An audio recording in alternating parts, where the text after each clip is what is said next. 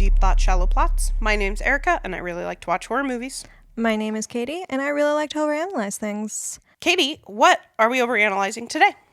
The 1976 Stephen King, Carrie. The one that kind of launched.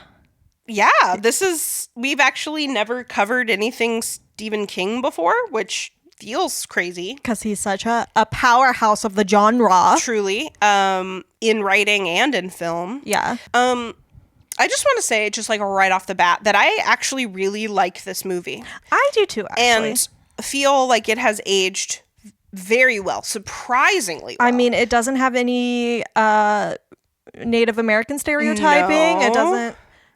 It somehow doesn't have any eating disorder jokes. That's crazy. It certainly could have, and it doesn't. Yeah, so, I mean, yeah, it's aged surprisingly well for one, being a Stephen King story. Yeah. Right? And two, for being a movie that came out in 1976. Yes. Right? And a movie about teenage girls written and directed by two guys. Yeah, right. You know? Yeah, and it's funny you were mentioning Brian De Palma, and what's funny is that, like, he is very well known for all of his tricks that he pulls out in this movie. The slow-mo, the tracking shots, the, like, all that kind of thing. The little split screen The split thing screen, when it's absolutely. all red. And I actually really like it as I was watching it. I'm like, actually, this movie is, like, a very good slow burn to me. I agree. And it pays off. Like, the pacing to get to the prom is good. Like, we get to the prom, no problem. We kind of know shit's gonna go down. Yeah, the tension builds really beautifully, without I think. anything, like, we don't need an early death or something to get us ready for a big massacre. It's just sort of like the bullying and the mom and getting locked in the closet. Right, yeah. And the slow reveal of her powers. Yeah, so, like, the tension builds, and it's really nice.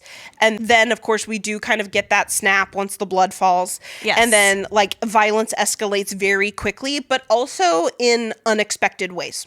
Yeah. And just in my humble opinion, like, that's how you do a slow burn. Yeah. And it's good that Brian De Palma is one of those guys, like, he just wants slow-mo tracking shots, but this movie is just barely over 90 minutes. Yeah, I think it does what it needs to do. If it was over 2 hours, I'd be like, all right, De Palma, we get it. I'm making the let's get it over with motion with my hand, right? Yeah. And the only time I felt like this during this movie was in the beginning shower scene before we get to Carrie. Right. Or even actually Carrie's first moments. I'm like, okay, yeah, these are teenage girls. Yeah. I know what that's like. So just super quick, jump scare count. Just the one. And what was it? Yeah, this was not my first time watching Carrie. But I did forget about Carrie's hand reaching out from under the rubble in that last sort of, like, the very last scene. Dream sequence that Sue was having. Yeah. So I did get got by that one. Well done. Yeah, because it's like you're done. You're ready. I was really caught up in my Carrie/Sue feelings in that moment. So I was in a different headspace, and then the grab happens. You were thinking romance, not I really terror. was. I really was. And I'll get into that more later, but that was basically a wedding, so. A weird, ethereal wedding. Yes. Shot in reverse. So, like I was mentioning, we've actually never covered any Stephen King canon. No. Which is crazy. So I just figured I'd take a little bit to introduce you to Stephen King, because you're the reader. I'm not the reader. Yeah. But you're not a Stephen King reader. No, I don't read scary things. I'd get too scared. Yeah. I don't read scary things. But you do know that Stephen King has written many things. Like, he wrote Stand By Me. Oh. He wrote... No, I didn't know that. He wrote... I'm also not sure what Stand By Me is, other than The a song. Shawshank Redemption. Like, he is writes Shawshank Redemption not scary? No. I mean, no. It's violent, isn't it, though? I mean, yeah, but... So, okay, but different. it's violent without being scary. Yeah. Okay, no, I didn't know that. I didn't know any of this. See, yeah, Stephen King's... he's a prolific guy. Okay, so I am the resident Stephen King expert here at Deep Thought, Shallow Plots. Unfortunately.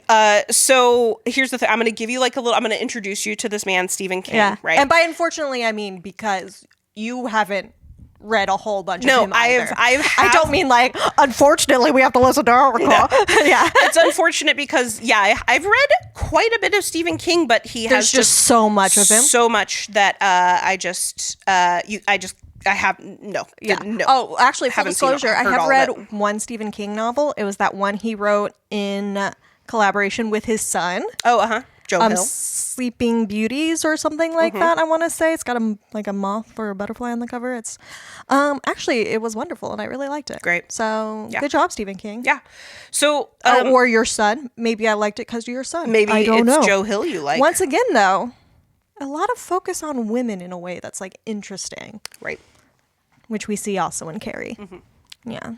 Stephen King is a 77-year-old Virgo. Okay. He's a Virgo. Interesting. Yep. Okay. Yeah. No, that explains some of the craziness. Yeah, his birthday actually is this month.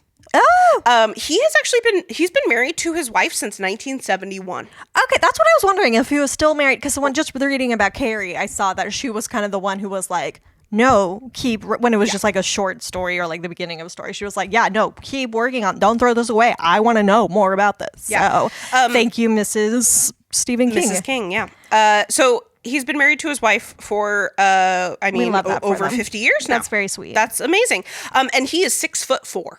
Okay. Tall guy.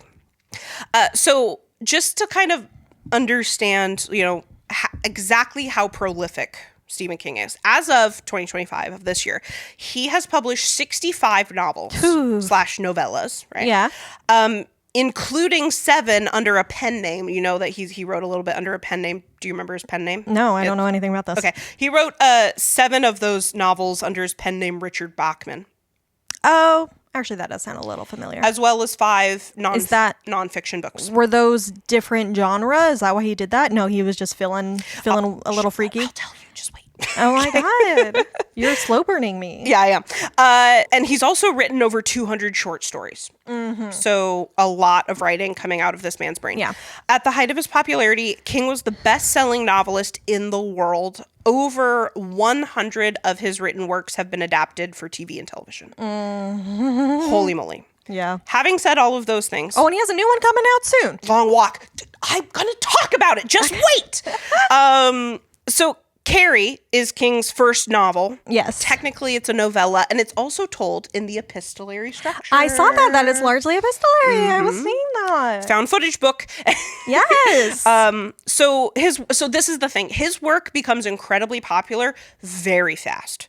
And so quickly that a lot of his critics are saying like he's only selling so well because of his name. So he's like it's the hype. I'll show you. I will publish under Richard Bachman. And those books actually end up doing quite well as well. I don't know if as well, but yeah, they're still prove his point. Incredibly popular. Some of the books that he publishes under the title Richard Bachman is Thinner from 1984, which is the most fat phobic of his works, which is saying something because Stephen King hates fat people. Oh. Yeah.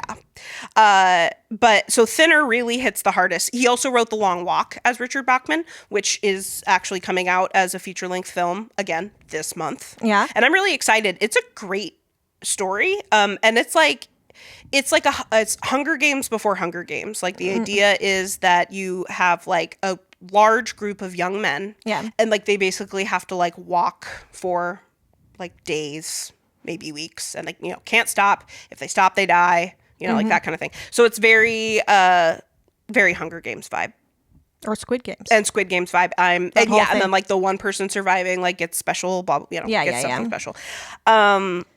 He also wrote a short story called Rage, which was published under Richard Bachman, which is about a school shooter and is, as you can imagine, actually really, really hard to find right now. Yeah. I did start to read Rage because it was in a, like I have a, a collection of the Bachman books, and I started to read it and I got about halfway through and it was just like, this is just like a little too real. It was just difficult. I'm good. And so, yeah, anyway. So the Richard Bachman books are also popular. Yeah. So like, there's obviously like something about Stephen King's work that really resonates with a lot of people. Right. And it's interesting because he has like a lot of the themes that come up, because yes, he writes a lot of horror, but he's also written a lot of non-horror, including some like nonfiction, you know.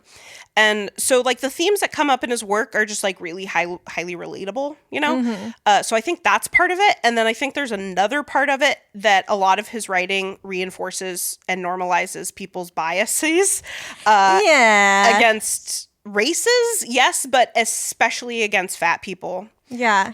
So I just want to say this right now. I'm going to give Stephen King the benefit of the doubt. I think his clear abhorrence for fat bodies, if you read any of his books with a fat character, I think it's a lot of projecting. Because I mean, he's had a career for so long. I was like kind of looking through and like looking at pictures of him, and like no judgment, but like you can see his weight fluctuate between decades, as everybody's does, right? Yeah. And so, like, to me, I was like, this might be a little bit of projection about your insecurities of your own body, and it's super easy to project that onto women. Yes. Even though he does also have male fat characters that he also hates. Yeah. So it's like we talk, you know, in literature, like, is this a mirror or a window? And I think for Stephen King, it's both. Yeah. You know? And I do find, I mean, of the little I know of Stephen King, I also find just in general his female characters interesting as well. They are interesting. Sometimes for better and worse. Carrie is interesting. We'll talk about her more, but she is a very like sympathetic while being the monster at the end of the book, you know? Yeah. And she is in the book a quote unquote chunky girl. Yeah. That's actually the reasoning for getting pig's blood. That's why they want pig's blood. I was wondering about that, if that was related. Yeah, a pig for a pig. God. Yeah. So while we were saying Carrie's like a really early work of this guy who's written so much, but even in Carrie, in the book and in the movie, you know, which we'll talk about, there's a lot of those Kingisms that will be in his writing, and that's the good and the bad. Right. The one is the fat phobia, right? Carrie is described in the book as a hog. Oof. And also a frog among swans. Oh my God. Yeah. And is that also because of her acne problems? I hear she also has acne problems. Probably. Which we get a nod to in the movie when her mom is serving dinner and she was like, no, I can't eat that. It gives me acne. And her mom's like, that acne is a sign from God to be more humble. Or keeps you chaste or whatever. Whatever the fuck she says. Yeah. Yeah, but even in outside of Carrie, a lot of Stephen King's characters, like, he will go on for pages describing at length, like, fat people's bodies and how disgusting and horrifying and sexless they are. That's right? Interesting. Like, their bodies are a source of horror. Like, the fat characters' bodies are subjected to body horror much more than the non-fat characters. Interesting. The fat characters are often incredibly unlikable. Yeah. They're usually, like, selfish. They're lazy. The fat women nag their husbands, you know. The fat male characters are often feminized because they're fat. And unfortunately, Stephen King does not seem to be knocking that off. It's not like a bias he's aware of. There's even like some fat phobia in like a work that was released in 2021. Yeah. So that's a point of growth. Right. And also, you know, yes, that's probably like a mirror he's holding up for himself, but it also is a window because like a lot of people are fat phobic. Yeah. I mean, he's in the society he's in. Yeah. So, and we've had a lot of, Yeah. The other thing is the offensive language, especially racist stereotypes. Stephen King loves to use the N-word. Oh, he's one of those He's white one guys. of those. He loves to use the N-word. And other racist language. The racist, the characters that are racial, like are a different race, the racialized characters, like often fall into tropes, and like he loves a magical black man. Oh yes, or black woman. Right? Yeah. His even though there's not one in Carrie. Yeah. Yeah. Wait, is he 8 Mile? Or no, not 8 Mile. Green Mile. That's the fucking Eminem movie. Yeah. Do you mean the Green Mile? The Green Mile. Is that him? I think so. Because that's like one of the main examples people bring up as like the magical Negro trope. Yeah. Also in, The Shining. Oh, is that true? Yes, absolutely. Yeah. And same with Dr. Sleep. I did notice that Carrie, at least in the movie, no people of color. Oh, no. So there actually is something racialized in the book, Carrie. Okay. In the book, Carrie's lip becomes swelled, probably like when she maybe gets hit in the face with a ball or something. Yeah, she gets an injury. Her lip becomes swollen, and then her facial features are compared to a person of color. Oh. Yeah. But what's interesting is that the book is written in the third person. So it's not like the perspective of any given character who holds that racial belief. Right, that would be one thing. It's just like... Because Carrie is an interesting character, like I already said, because there's a certain amount of sympathy for her. Yeah. She is being bullied, and her mom is fucking insane, and like we feel that sympathy for her, even though she does end up going on a murder spree. Yeah. And it's interesting to me that is not the Carrie that we ever see in adaptations of the novel. Not that she isn't sympathetic. I mean that we don't have basically the reasons why she would be getting bullied as clear physically. Yeah. She's never a chunky girl. No. She never has acne. Sissy Spacek is fucking beautiful. Yeah. She's so cute. I love Sissy. It would be really interesting to see. I mean, like, yeah, I guess she's sort of shy and awkward, and her mom's weird, and like her clothing isn't great. And definitely those are things that a girl would get bullied for. Yeah. There's lots of reasons why girls get bullied. But like knowing this about Stephen King is interesting to me because that seems like that would be such an important aspect to keep from the novel is like those reasons why she is specifically being bullied. You know, that's a factor of it, that it is because she's like fat. And that she's not a part of the, the popular girl set. Like, fatness plays a huge role in bullying. Yeah. It always has. Race plays a huge role in bullying. Sexuality and normative gender, and none of those things are things that we see with, like, Sissy Spacek. And it would be cool to see more of that actually explored. Yeah, we're just kind of supposed to, like, believe it. Yeah. And I do get it, because there are the weird, quiet, shy girls who, like, dress kind of funny, who do get bullied. But I feel like that type of bullying is more like getting ignored. That sort of aggressive bullying. Yeah, that kind of aggressive bullying that Carrie gets is like a little different and not normally towards those girls. Yeah. So, I don't know. One other theme that comes up in the book Carrie that kind of follows Stephen King through the rest of his career is the like sort of the vibe of humans are the real monsters. Yeah. And like Stephen King will write a monster. Yeah. Absolutely, there are monsters, but like really, again, from the very minimal amount of Stephen King that I have read from my personal experience, the most disturbing and terrifying scenes are caused by the actions of humans. Usually the actions of men. I'm just saying. And that's definitely true in Carrie. Not the actions of men necessarily, but that none of Carrie would have happened if anybody had just chilled out. Yeah. My God. Just been like normal for 2 seconds. I mean, normal's a bad word to use, but fucking, why are you bullying this girl in this extreme way? Like, don't you have anything better to do? Don't you have anything better to do? Continue to get abused by your boyfriend. Come on, do something else. So perfect. This leads me back to like, why does Stephen King still hit? Yeah. Even for me. Yeah. Right? Like, why do I still so much enjoy like a lot of what Stephen King has written, even with everything I've just said? Like, to me, he just revisits themes that a lot of people can connect with. Like, a huge one for him is like abuse and trauma, especially in childhood. And just sort of like more generally a loss of innocence. Yeah. Right. Even in the non-horror stories. And like, I just don't know what else is there to add to that. A lot of people get that. Yeah. A lot of people can relate to that. Yeah. And I can see that even being kind of a powerful depiction in Carrie. Yeah. Because it's sort of a power fantasy of being able to like stand up A, to your bullies and B, to your abusive mother. Like, yeah, that makes sense to gravitate to that kind of story if that's like a trauma that you've faced. Yeah. So we see that like that's a huge theme in The Shining. That's a huge theme in It. That's a huge theme in Stand By Me and Carrie. Yeah. Also, for what it's worth with that theme of abuse and trauma is like a theme of an addiction.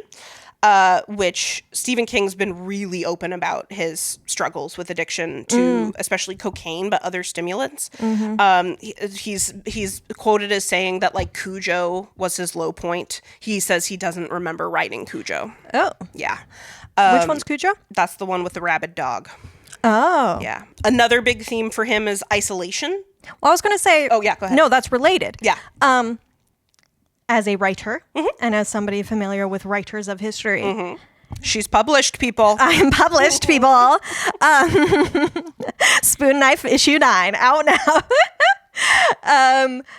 It's a very isolating career, and like be a very stressful career where you're just facing constant rejection, rejection of like a very intimate part of your soul, right? Any creative work, like this is true of other creative fields, but like writing is one that is very isolating and very like it's a very solo career. You need to spend so much time alone, and it is rife with addiction problems and with writers being like, I don't think I can be able to be free enough to write unless I have some sort of substance, like drinking. Like the alcoholic writer is like a trope, you know. Like, so I'm not surprised that those are themes as somebody who has written that many fucking novels. Like, yeah, I bet he's writing a lot about addiction and a lot about isolation. Yeah. That sounds right. Sounds correct. That's interesting. What you just said honestly reminds me a lot of teaching. I mean, like, there's supposed to be collaboration in teaching, but, like, the way the system is set up, like, it is true also with writing. Like, how, like, writers have to, like, bow to this industry that they have no idea how it works. It seems arbitrary. It's like teaching. It's just like, okay, I have to do this now, even though nobody's telling me why. And it doesn't actually seem to benefit me. And I'm lonely. And they're both careers where you're just like giving so much of yourself. In a really kind of like... It's really personal. A very personal way, and sometimes really selfless way. Not in terms of like selfish versus selfless, but in sort of like a you need to put the ego aside kind of way. Which is especially difficult then to then come up against people being like, well, no, you need to do this other thing, or like, no, money. And it's like, well, that's not what I'm trying to accomplish at all. But I have to. And it's just like, it becomes very dissonant. So isolation. Like literal physical isolation, like in Misery. Are you familiar with Misery?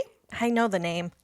I'm sure it's the one. It's the movie version has Kathy Bates and James Caan. I was going to say, is that the one where she kidnaps a famous person? Yes. So this is the other thing. There are a lot of characters in Stephen King books who are writers, right?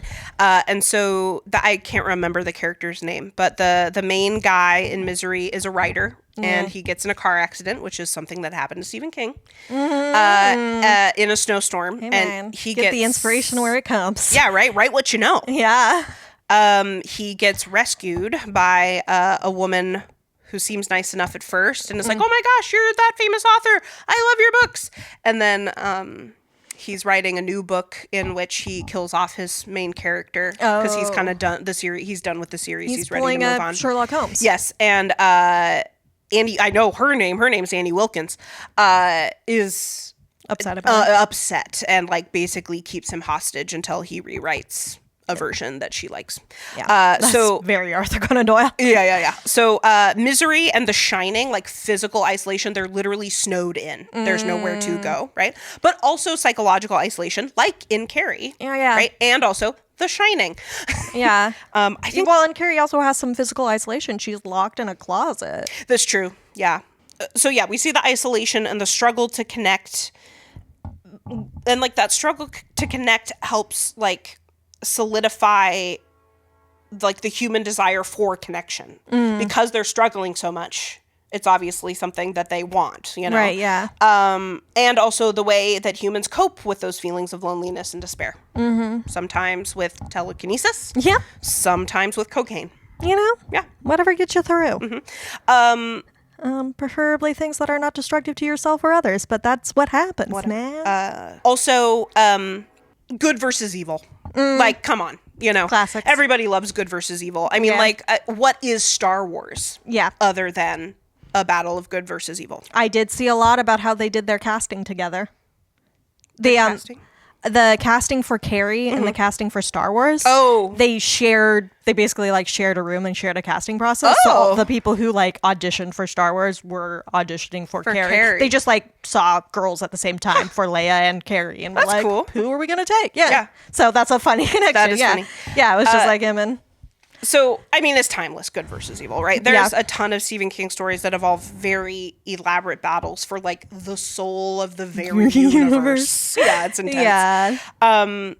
But he also shows good and evil as, like, present within all of us, you know? He complicates it a little bit more. Yeah, it's more complicated than that. And, like, follows characters struggling with how to act morally, right? Yeah, like Carrie, she suddenly has this power that allows her to liberate herself. Yeah, absolutely. But also allows her to do great, quote unquote, evil. Well, I mean, I think about the good versus evil in Carrie as her mother. Oh, yeah. Right? Like, she is the, like, this is the battle for good versus evil, and I am good. And it's like, actually, you're the evil. Well, yeah, and the dichotomy, the mirroring between Mrs. White and the coach as, like, a sort of good mother figure versus a bad mother figure. Yeah.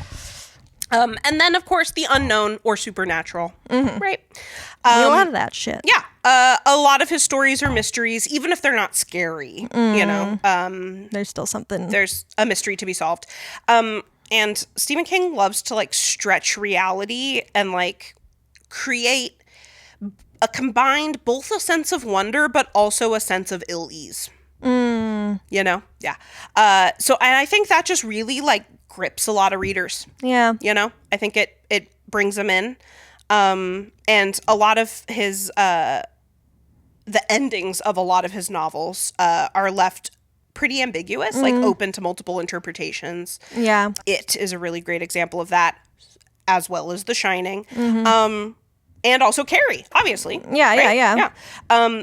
Also, just one thing. Okay, so this was my big, I'll just say this now. This was my big resource. Like, this one article I read was just, like, really helped me, you know, organize how I wanted to talk about this movie. So it's called The Unforgivable Crime of Deviating by Lee Butler. And so Lee Butler has an interesting little snippet that I want to read about this with the unknown and the supernatural, is that King has always had a distinctly dim view of those who, in his opinion, embrace piety at the expense of reason or compassion. So those super religious, and they do happen to be Christian, characters in his books, of which Margaret White is one, but there are others. Miss Carmody in The Mist is a great example. They lack compassion and, like, are therefore incredibly hypocritical because they're preaching about, like, the goodness of Christ, and they are acting in the opposite way that Christ would want them to act. They are being sinful. Yes. Yeah. So I actually don't know what, like, if Stephen King was raised in any particular religion, but he does really seem to. I mean, just being raised in America, sort of like being raised Christianized. Yeah. So, yeah, I don't know about, like, that part of him, but he really does seem to have a problem with people who, you know, turn their nose up and think they're better than other people because of their religion. Yeah. So, I mean, that's it. That's my Stephen King corner. I feel like he's a perfect candidate for a problematic faith. Yeah, absolutely. Yeah. I do think there are some things just for me looking at. I didn't read Carrie. But I was looking at some people sort of talking about the changes between the novel and the movie. Right. And definitely the part that stood out to me was just, like, how Carrie is supposed to look. That definitely stood out to me. But another thing that stood out to me is that she's shown manifesting her powers, like, as a child, not just when we see her in the movie, which I think is interesting because I feel like there is that. I think we maybe even talked about it before when we were talking about, like, hauntings and things. Or maybe that's just been in our private conversations about how, like, often supernatural phenomena, even in our real world, which isn't to say that the supernatural phenomena are real, but that the reportings of them are real, happen around, like, girls going through puberty. That being a site of supernatural activity. The idea is that the oncoming of menarche, I believe is the word, holds such psychic significance. Yes. That sometimes weird shit happens. And I feel like, I mean, to me, that's like such a huge part of Carrie when I think of Carrie, because like her period is such a huge part of it, and like blood in general. Yeah. And so to find out that in the book, it was like, no, she actually had her first, like the first time she had some sort of psychic moment was when she was like much younger, and she saw her neighbor, who was a hot young lady, like just being chill in her body, and then, like made her have a psychic moment. I don't know. I think that's interesting that they changed that. But I don't think it's usually her mom's reaction that brings on a psychic moment. Like it's her mom reacting to a woman who is uncomfortable with their body. Yeah, her basic abuse is basically like what ends up spurring these moments of like what happens, like stones fall around the house. Which is why even though the house ends up catching on fire in the movie, when we see it in like the dream sequence later and stuff, it looks like it's covered in like stones and rubble because they tried to shoot scene and it like just didn't work out, which that's life, dudes. That is the thing. Is like a lot of what is in Stephen King's book, books is hard to adapt to screen. Like there's a ton of stuff in The Shining. Like there's a whole a bunch of topiaries. Oh yeah. And it's like you can't, in like what the 1980 movie, the Kubrick movie, was like you can't do that. You know? Not without it looking like stupid awful, and campy. Dumb. Yeah. And just changing the tone of the movie. And honestly, I think that's why they ended up, casting somebody like Sissy Spacek. I think that's they're like, we part. can't have a fat person as the especially star of a movie. Especially if we're going to have the scene where she comes into prom and has a few moments where she gets to be like, not necessarily like, she doesn't necessarily, beautiful. She's beautiful. She gets to be beautiful. And I think probably even in the book, she gets to be it sounds like she gets to be like pretty and have just like a nice time. She gets to feel pretty for and a like, little bit. I don't think, filmmakers even today would think that that's believable. Yeah.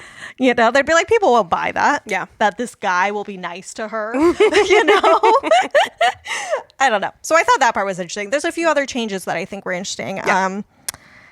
That we can talk about a little bit more later when they come up. But the one that really stood out to me, the other one that really stood out to me is just like how many more people she killed. I did see just the part at the end that's because you said it's epistolary, that there's like the newspaper report of it where it's like she killed 440 people according to the news report because she fully rampaged through the town. I forgot to mention this before. Yeah. This is one of the reasons why Stephen King hits home for me personally. Yes. He is not afraid of the kill count of a massacre. He is not afraid of a high body count. He is not afraid to wipe out an entire town. Yeah. And like, do it.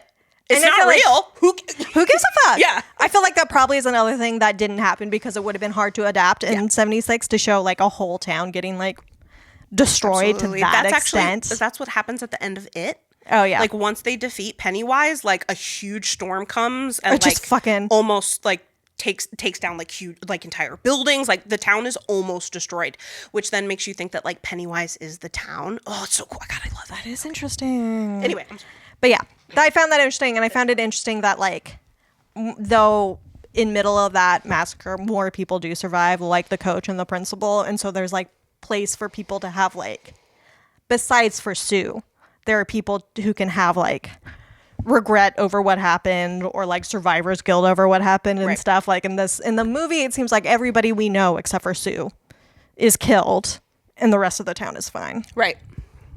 Yeah, it does really seem like nobody gets out of that prom except for Billy and Chris. Oh, that's right, because she does kill them later. To get got later. Yeah. So I also saw in the book that she dies in Sue's arms. I am not going to stop promoting my Carrie/Sue agenda. I love this. Well, I mean, we need something, especially now that, Taylor Swift is engaged to a man. Apparently a lot of her fans think she's gay. The Gaylors, yeah. And they're serious about it too. Did I tell you my coworker, he started to ask me, do you know any lesbians who are Swifties? But he paused in the middle of the question, was like, do you know any lesbians? And I'm like, yeah. I'm dating one. Yeah. And it's like, who are Swifties? I'm like, lesbians? No. Queer girls. Yes. Lesbians? No. And he was like, well, if you do, you should check on them. They're not okay. Yeah. They've never been okay, honestly. And it's like, they've never been okay. So, I mean, I think what I'm saying is, like, the world needs more WLW relationships to pine over. I do think this is another movie where I sort of struggled to put my notes together because it is, I mean, it's a Stephen King, so people have been talking about him in general since for 50 before years. I was born. Yep. They've been talking about this one specifically, both the book and the movie, for 50 this movie years. and other adaptations for so fucking long. It's like, well, what do I have to say? Right. And I'm like, well, I can always rely on shipping people in a gay way. Yep. And, you know, probably people have said this before. Carrie is very popular in, like, the queer community. Yes. Like, the number of, like, men and, like, drag queens who have done a Carrie look. Yeah. You know, shout out to Raja. Yep. You know, it's Anybody it's else like, just get their period? yeah, no, classic. Yep. Classic. So, I mean, it's very popular, but, like, I don't know. I need to put my stamp on this podcast episode, and that will be through fighting for Sue and Carrie to have their happily ever after. I love it. Yeah, I am ready to get into things. Great. So, yeah, we were talking about, how are we going to organize this? We noticed some themes. Yeah. And obviously, of course, there's characters, right? And, you know, you were even mentioning that, like, this book and movie is about high school girls. Yeah. And yet the movie's based off is written by a man. This one's directed by a man. So there's some just absolutely fascinating gender stuff happening in this movie. There sure is. Personally, I didn't feel the need to see a bunch of naked teen girls. Yeah. But, like, hey, at least they're all having a good time. Too good of a time. Sometimes, I mean, but, like... it's like... They're so naked to a point that, like, was almost shocking to me, despite the fact that I'm, you know, obviously, I am a modern person. I have seen a naked body in film before. Right. But I don't know, just sort of, like, the casualness of it and the knowledge that these are supposed to be teenage girls. And it's like... after gym class. Yeah. It just felt so, like, fantasy, male gaze driven. Fantasy. That was just like... what the girls' locker room is like. Yeah. And it's like, this is not what's happening in the girls' locker room. I am getting changed as quickly as I can when I'm a teenager in a girls' locker room. Well, because heaven forbid somebody look at my body. Yeah. Just the opening scene. Holy moly. The first 10 minutes. Wow, there's a lot about gender here. And so if you don't mind, I just want to read something from, again, the horrible crime of deviating. Lee Butler says, in his book, King was unquestionably tapping into the existence of gynophobic tendencies in our culture, like the unreasoning revulsion around the issue of menstruation. For instance, the hysterical emphasis on preserving some illusory or unsustainable version of female sexual purity that exists in many of our more hardline and or fundamentalist religious traditions. Right. Or even more subtly, the persistence of the myth of the constant and inevitable female rivalry, leading to the automatic disbelief of other characters that Sue Snell could ever actually want to help Carrie. Yes. Instead of feel threatened by her. Yes. Yeah. Yeah, no, that is very interesting. I was sort of left with like I don't know, this film feels very homosocial, which does not mean gay for people who don't know of the term homosocial. It just means like... same social. Yeah, same social. It just means socializing among women. Yeah. Like, yes, there are men in this film, and obviously, like... But they play a role. You can tell that, like, especially the male students, they don't give a fuck about Carrie. No, that's what I was going to say. They don't Billy play a doesn't role. even know who she is. They do not play an important role in the plot. They are not drivers of the plot, at least. Right. And it's like, it's a woman who rules the White household. There's no, there's no man at that's all. an important part, that there's no man. Like, it's a woman coach who is the only one really trying to, like, discipline or teach these girls or, like, nurture Carrie. And, like, all of Carrie's bullies. The only bully that I can think of that's, like, a boy that actively goes after Carrie without a woman prodding it is when she's walking home and there's a boy on a bike. Yeah. But Who's even probably that like one, his neighbor. Even that one feels very much like he's just sort of copying what other people like. Oh, that's the person that we yell Crazy Carrie. Crazy Carrie. Yep. Like, I don't know. It's just sort of like, it's all about the things that women do to and for each other or against each other. Yeah. Yeah, like even coming to like prom dates, like none of the girls are interested in the boys for their own sake, but like they need a boy to go to prom. Yeah. They have to have a date. A boy, which is wild. That's crazy. Yeah. That you need a date to go to prom? You can't just go stag? Yeah, you should be able to go stag. Like what? Yeah. But like it really is just sort of like this is a woman's world.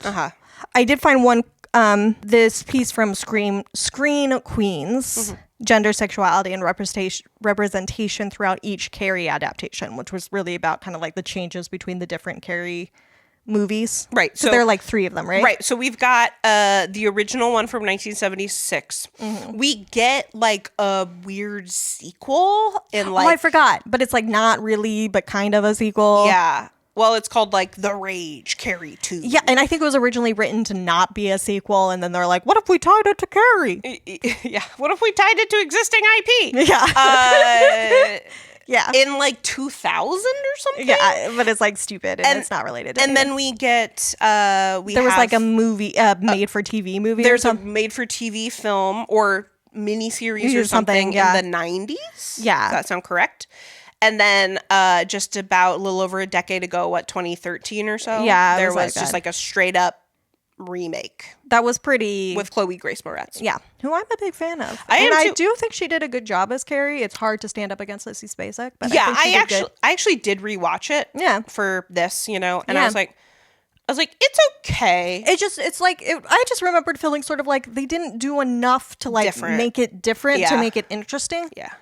Like, Chloe Grace Moretz, she's doing good. Yeah. But so did Sissy Spacek. So like, why am I watching it? It's sort of like the feeling. Yeah. So yeah. So it was definitely this Screen Queen piece was a lot about this, but it had this one quote that I thought was really interesting for this like homosocial gender stuff and like the role that women play in horror. It said, horror films of the 70s, such as The Hills Have Eyes and The Texas Chainsaw Massacre, have an overwhelmingly masculine presence that causes a lack of social order in the film. A feminine presence is tied to the maintaining of order and social roles. In The Texas Chainsaw Massacre, 3 generations of men are left without a woman's influence to become murderous cannibals. Carrie, however, shows that maintaining rigid social order can create its own horror. And I just thought that, I thought that was a good point. It did stand out to me how women-focused this was. Like, we kind of made a big-ish deal, or a sort of joking deal, when we watched The Descent. Yes. Because it was like, this is our woman movie. We were kind of joking about it. But it's kind of true that, like, you tend to have overwhelmingly men, and, like, the women you do have are the final girl version or, like, some, quote-unquote whore. Yeah. Who's just there to be sexy and then get murdered. So it's like Carrie did, like, kind of stand out to me as I was watching it as being, like, so women-led. And the idea of it being a sort of purposeful counter to like masculine chaos out of control of showing like feminine order gone too far, that like these social structures and this like strict hierarchy of like popular girl and like the girl getting and like all of that stuff being its own horror too. I thought that was a really cool way to look at Carrie and like the gender in it as like its own side of horror, because as we've discussed, high school gym class is hell. Is horror. Yeah. On its own, you don't need to do anything to change it. It's already horror. Yeah, absolutely. And a lot of it is because of girls honestly being mean to other girls, or not being mean to other girls, but the fear that they will be mean to you. Right. Yeah. If you're a girl. I don't know how it is for boys. I was not socialized as a boy, so I don't know. But I imagine it was also pretty hellish for a lot of the less athletically inclined boys. I'm sure, yeah. Or, the fat boys. Yeah. At least, like, in the book, it kind of seems like, Stephen King is digging into, like, the gynophobic tendencies of our culture. But, like, there's nothing really in the book that leads us to believe that King believes that. He just knows that, like, it is dangerous. Yeah. And harmful. And they're like, yeah, it is. Yeah. Which is why, like, after thinking about it for a while, I was, like, really disappointed that the first, at least 5 minutes after they play volleyball and, like, they're showering, like, the shower scenes, basically, like, that it is, like, really, it's, like, shameless. Yeah. You know, like we are just objectifying women's bodies. Yeah. Including Carrie's. Including Carrie part, like, really is wild to me. Because I'm like, this is the girl. Yeah. That we're supposed to think, like, is in some way, I don't know, I want to say, like, repulsive or something. That, like, to the point of the sort of bullying that she accrues. Yeah. That we are then also allowed to, like, relish in looking at her. Mm-hmm. It, like, doesn't add up, I guess. Yeah. And something else that I thought was really interesting is that, like, because we also see, like, we literally, like, see Carrie showering for, like, a couple of minutes. And just really loving it. Yes, she's, like, really... Which I guess is supposed to show her budding sexuality. Right, she's, like, actually... That she's, like, having this sensual moment. She's actually, like, engaging with her body. Yes. And then... how is she rewarded for that? Her body engages back. Yes! And was like, here's menstruation. Have fun. Yeah. You should have had it a while ago. It's weird that you didn't. It is weird. She's supposed to be 16. Yeah. And I'm to have not menstruated yet, I would assume that she was, like, anorexic or something. Maybe. Because I feel like that's the sort of bodies that don't menstruate until later. Yeah. Or that have, like, health issues. Maybe. I don't know. Yeah, it is weird that happens. And it not actually being connected to her telekinesis is, it's just like makes it she more just actually gets her first period when she's like 16. But then the way that the other girls respond to that. Yeah, right. I can't see that. Maybe this is hopeful thinking of me, but I could never see that happening today. Mm-hmm. And I have a hard time imagining it happening in the 70s, but probably it could have. Yeah. I don't know. I wasn't a girl back then. Yeah. But like that is just such like girls, you're all menstruating. Yeah. Like I had such a like I just felt very seen by Miss Collins in that moment when she was like, "Girls, what are you doing?" Yeah. Like literally just a question here. Just answer this question. Yeah. What are you doing here? And why? Yeah, like are you even aware of this behavior? And like just how fucking like out of fucking pocket it is? Yeah. Cuz it's insane. And this is the thing, the lack of empathy in the shower scene when Carrie is having that meltdown. Yes, it's she's like, clearly in distress. And so, but this is the thing though, is that is not always clear to adolescents. Yes, like so now, I mean, like there's so many things now from when we were teenagers that I'm just like, oh, that was abuse. Yes, you know, and I was like, but I didn't know that when I was 14. Mm-hmm. I just thought, you know, oh, this person's like really annoying or, you know. Yeah. Yeah, I don't know. And it's just like. But yeah, the things that you miss because you're a kid. Because you're a kid. Yeah. And you're so dumb. And you're so dumb. little about how the world actually works. Yes. And you don't understand religious trauma. Yeah. Yeah. Or even that the world itself doesn't understand how the world works. Like, I think we have come as a society a certain amount of distance in like normalizing talk of menstruation. Right. We are not all the way there, but I do think like the degree to which I can see girls, middle school girls at my school just being like, hey, does anybody have a tampon? Yeah. Like in middle of the classroom with boys there. Yeah. Never would have happened when we were in middle school. No, absolutely not. No. The fucking Cosmopolitan was telling us different code words we could use if we wanted to ask for a tampon. Like, do you have any big red? Oh, yeah. No. Which nobody was actually doing. But that was like the kind of mindset of like, you need to find a way to keep this hidden. Also, if you will recall, in our day, yes, in public schools, we had, in the girls' bathrooms, we had the technology yes, for dispensing yes, pads and tampons. Yeah. They were empty. Yes. They never had them filled. No. I didn't even know what those machines were for the longest time. They're supposed to be for pads and tampons. Now, what I will say, in my school district, we have a well, actually, the state of Oregon has passed like a menstrual dignity act, so we do teach about menstruation.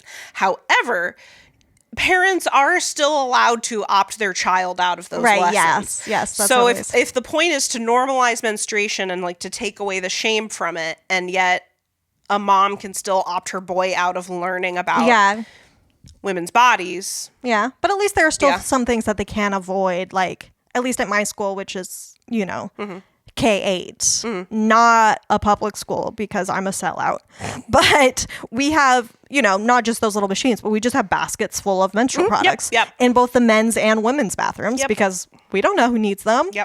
So like these are things that boys are going to have to, whether they learn about it or not, come up against. So like there is definitely more normalization happening. But yeah, like you're saying, it's not. There's a certain amount that needs to come from the home, which is why the home can be such a overwhelming site of abuse, more so than schools, which isn't to say there isn't abuse at schools as well. Yeah. I don't know. But also like high school's tough. Even Miss Collins, the coach who is like the one character who's like sympathetic to Carrie is like, even I wanted to shake her because it's just her period. I know, right? Yeah. As if like you had never learned about periods before and then suddenly you're bleeding out of a very sensitive place with no visual wounds. Like, I think Carrie had a very reasonable response. Yeah, if you had no earthly idea what any part of menstruation was. Yeah. Oh my, yeah. And I had learned about menstruation when I got my first period, but I didn't connect that it would just be like normal blood. I thought it would be different in some way or something. Mm-hmm. And then when it was just blood, I definitely went to my mom and was like, Are you sure? Yeah, I was like, I'm just bleeding. Is this okay? And she's like, yeah, it's just your period. That's it. It's fine. And I'm like, but it's just blood. That doesn't seem right. Normally when we bleed, that's a problem. So far in my life, I've been told every time I'm bleeding that I should be getting help. Yes. And now I'm just supposed to deal with it. And now it's fine. Everything's fine. And not only that, but not even talk about this is the new normal? Okay. Yeah. I was like, what? Yeah. And like, heaven forbid you get a period stain on something. Oh, sweet baby Jesus. Oh my God. Get me started. This whole podcast could just be us talking about periods. We're not going to. Hey man, I don't menstruate anymore. Thank you, Nexplanon. I love you so much. All right.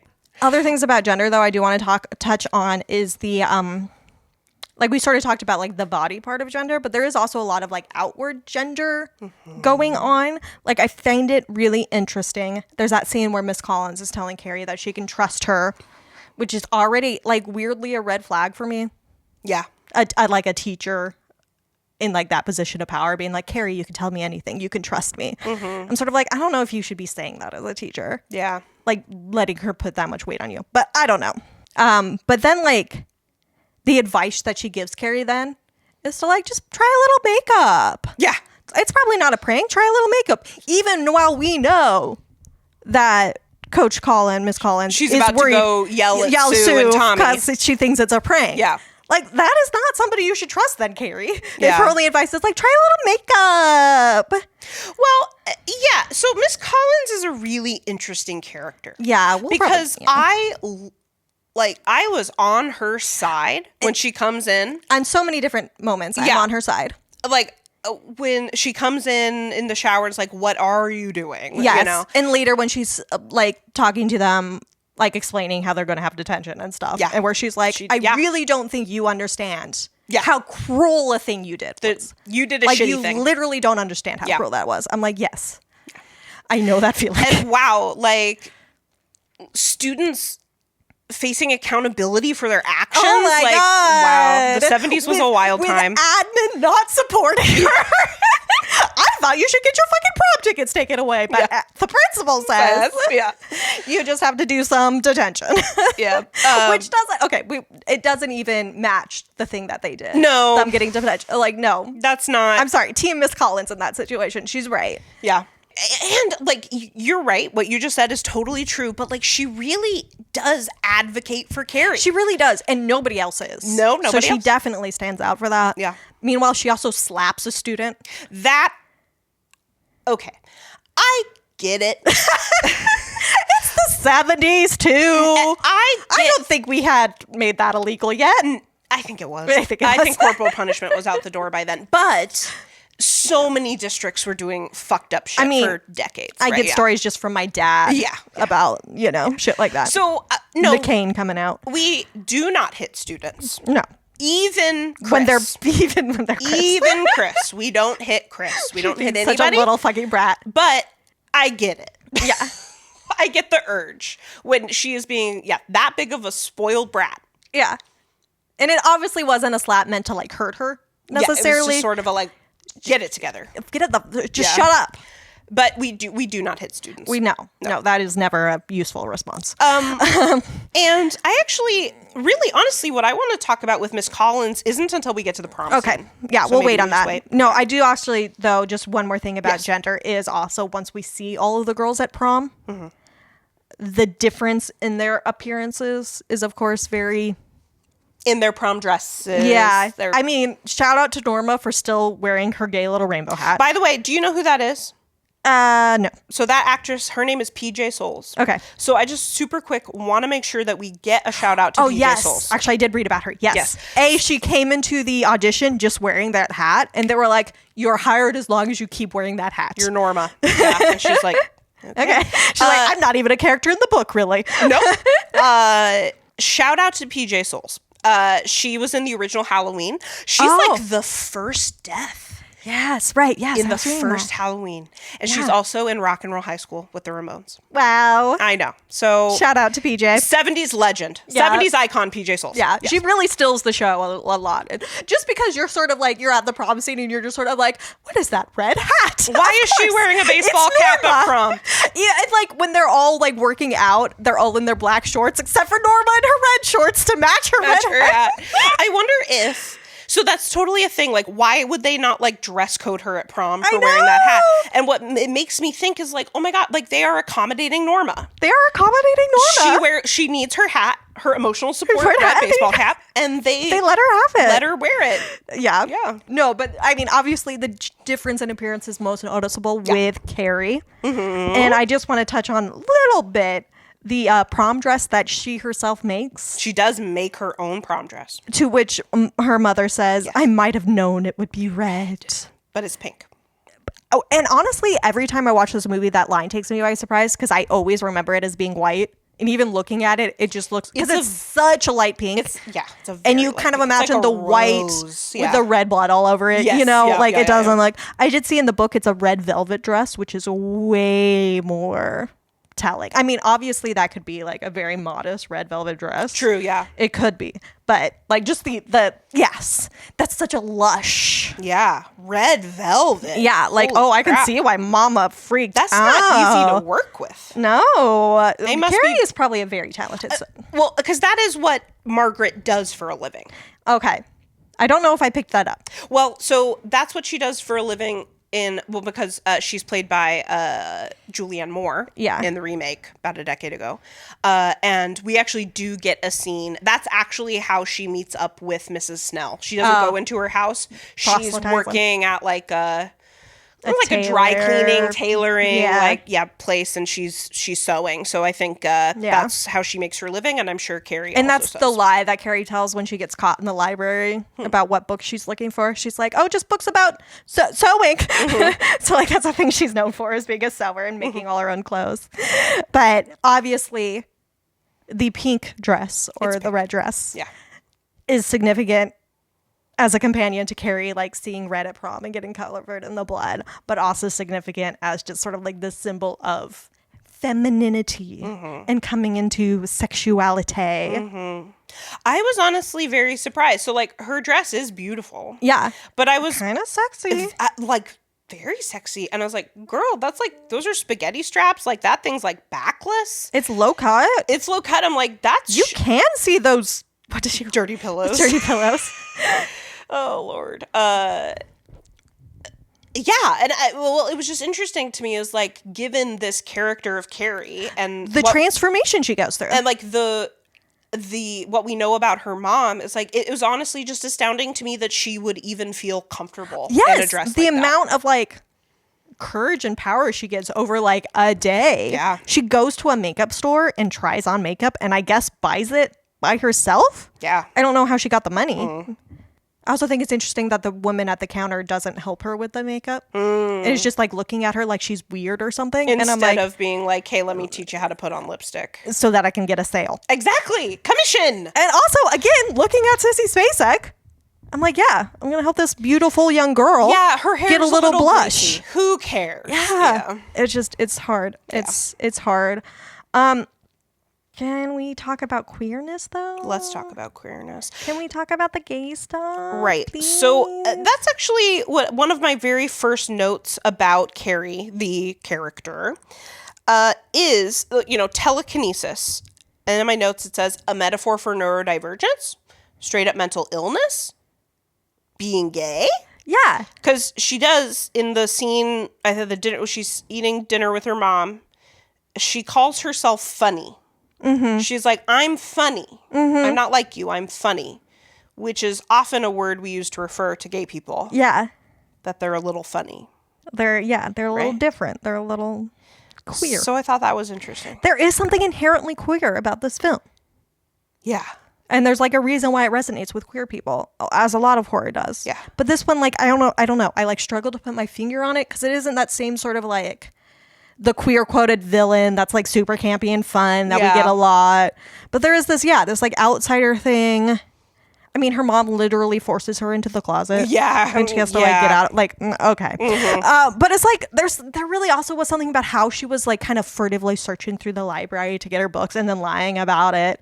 And then like just trying to get that evidence of like other people like her existing. Mm-hmm. And then like when she finds that word to describe herself, like telekinetic, but also like, lesbian or whatever word it is that you find finally that explains who you are. That's like when she comes into herself. Yeah. And is able to like start having a little wardrobe change. This is why we need to keep funding public libraries. Yeah. Like suddenly she doesn't, even though she isn't like actually actively meeting other telekinetic people, she no longer feels like she's alone, just in knowing that they're out there somewhere existing. Yeah. Which is like so true of the queer experience often. Like you see a moment on TV and you're like, oh, this is a possibility.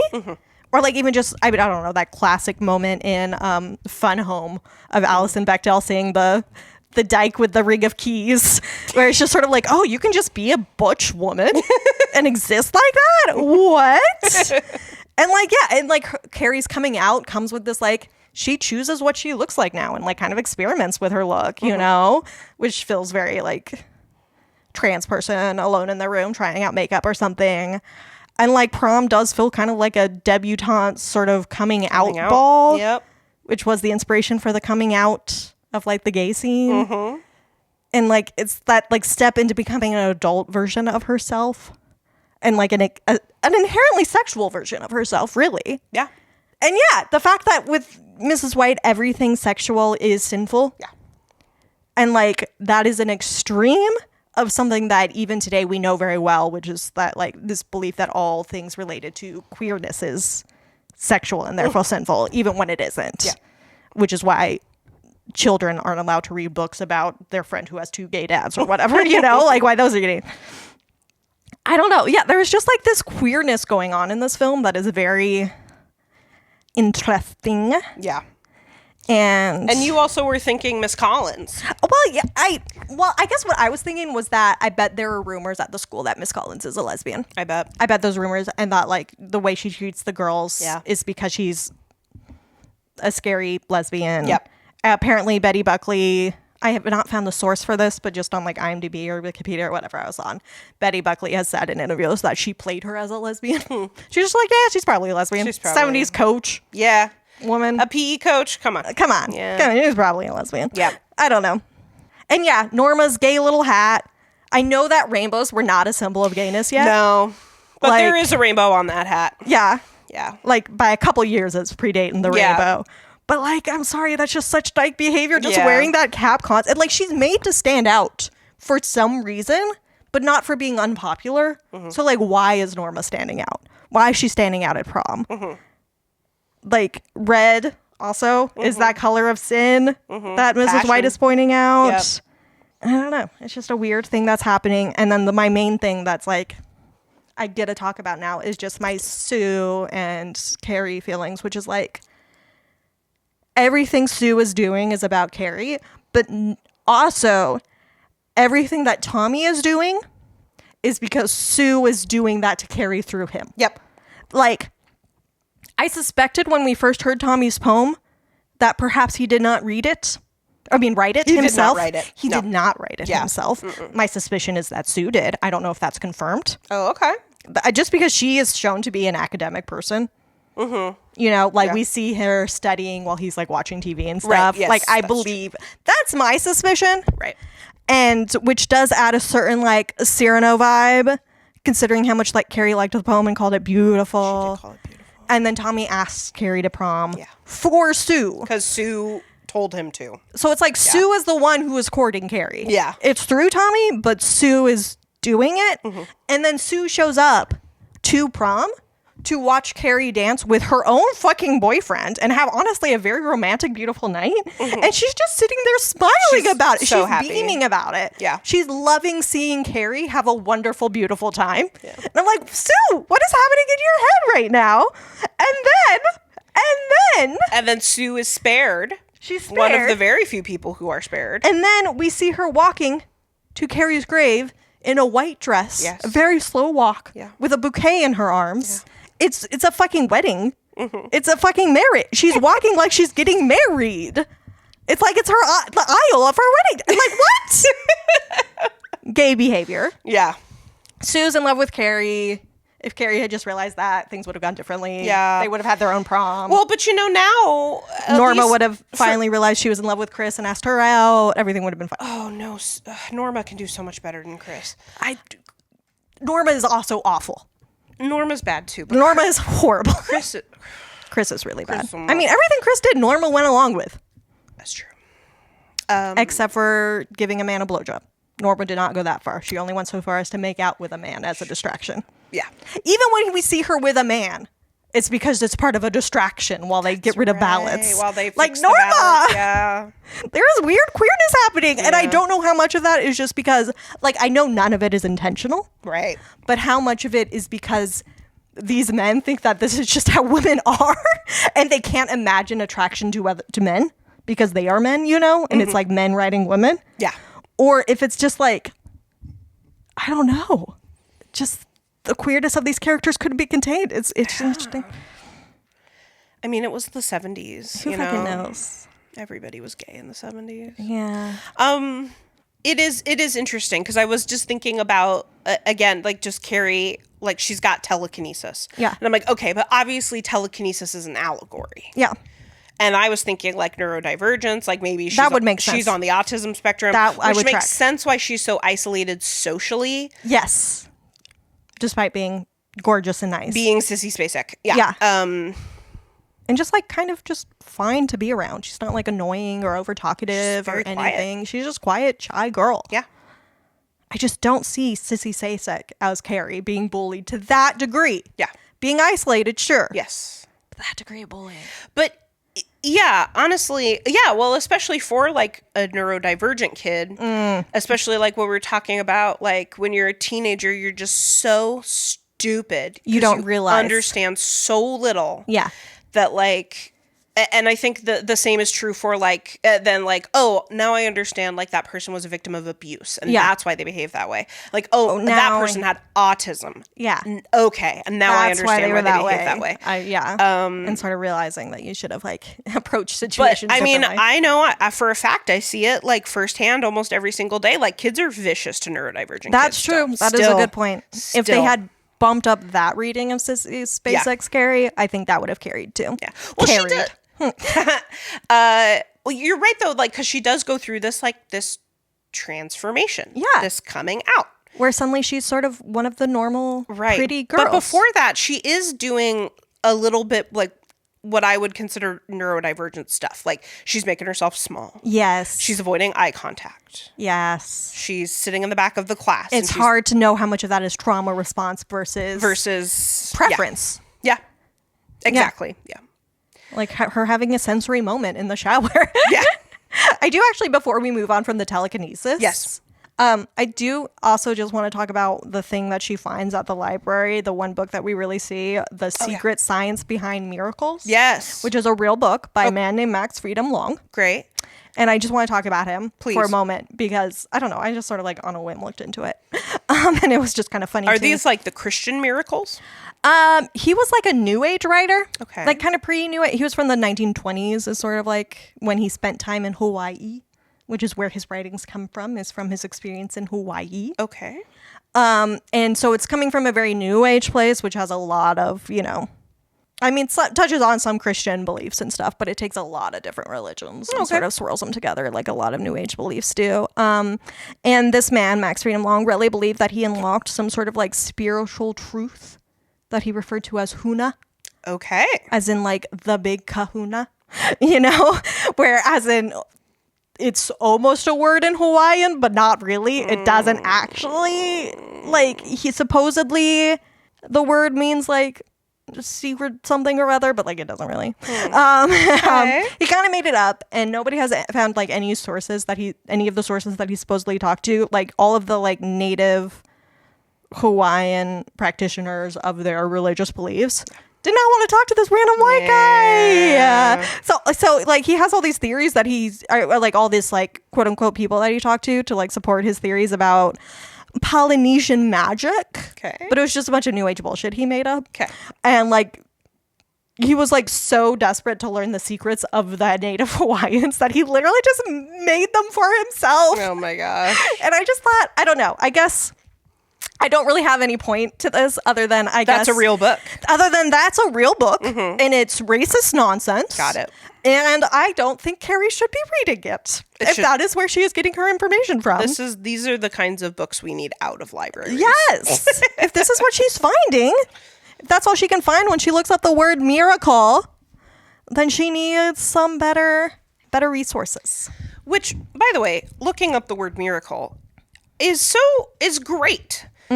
She's not looking up like abomination. Yes. She thinks of it as like a good thing. She's like, this is some.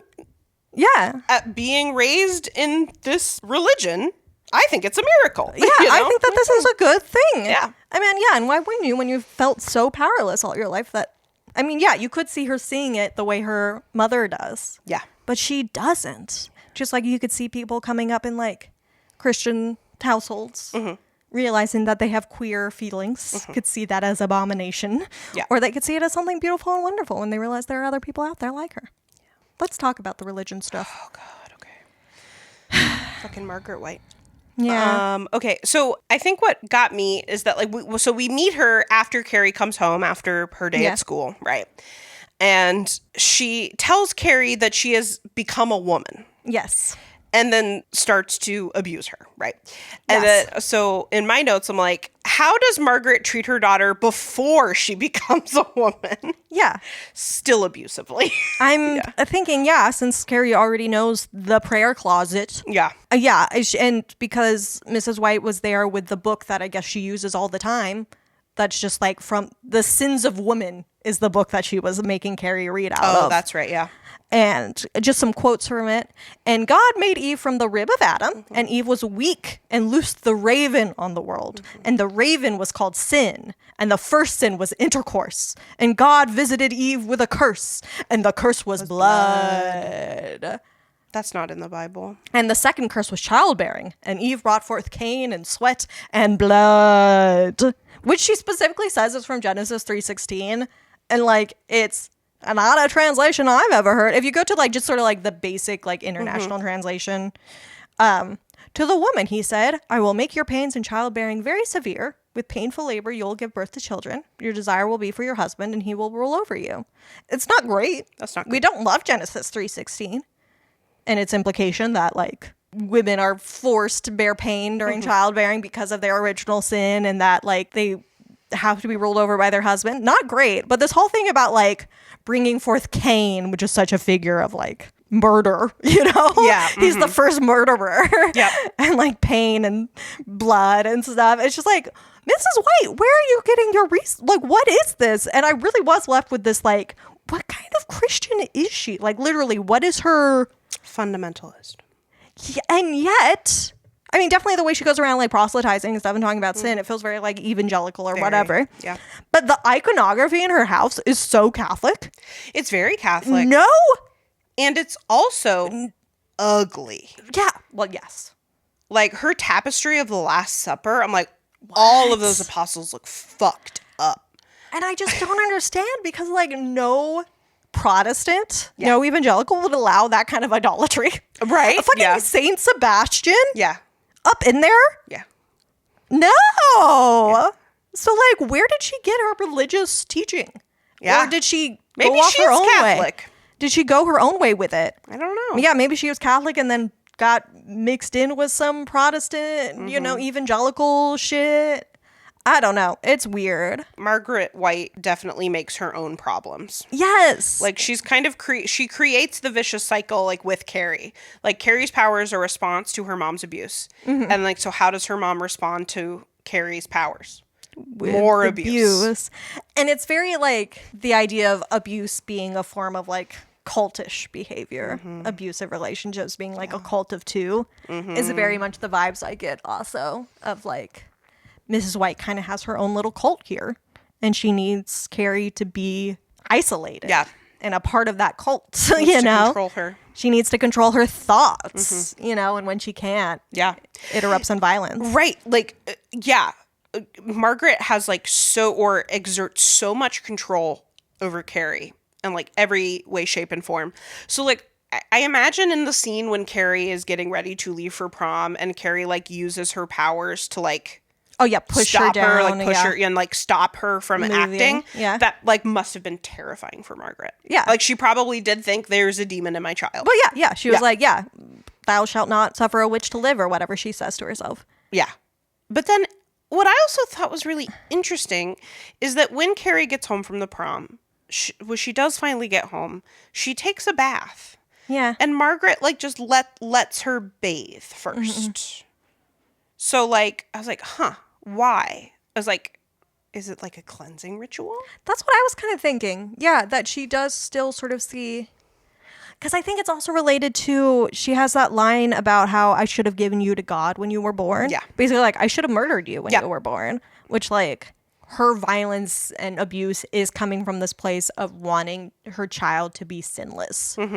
So that she can go to heaven as a sinless being. Yeah, to have... That, like, to her mind... a form of purity that just doesn't exist. Right, yeah. I mean, it's an impossible thing to achieve. Yeah. It can't be achieved. And that's sort of how I saw her allowing that, and maybe she was just sort of a little bit frozen in place, waiting for Carrie, Yeah. That maybe part of it was just sort of being frozen there and just, like, dealing with what she was about to do. But, like, yeah, I think she sort of did want Carrie to sort of purify herself or change her ways somehow or something. Right. It's like how in Hamlet had the moment to kill his uncle.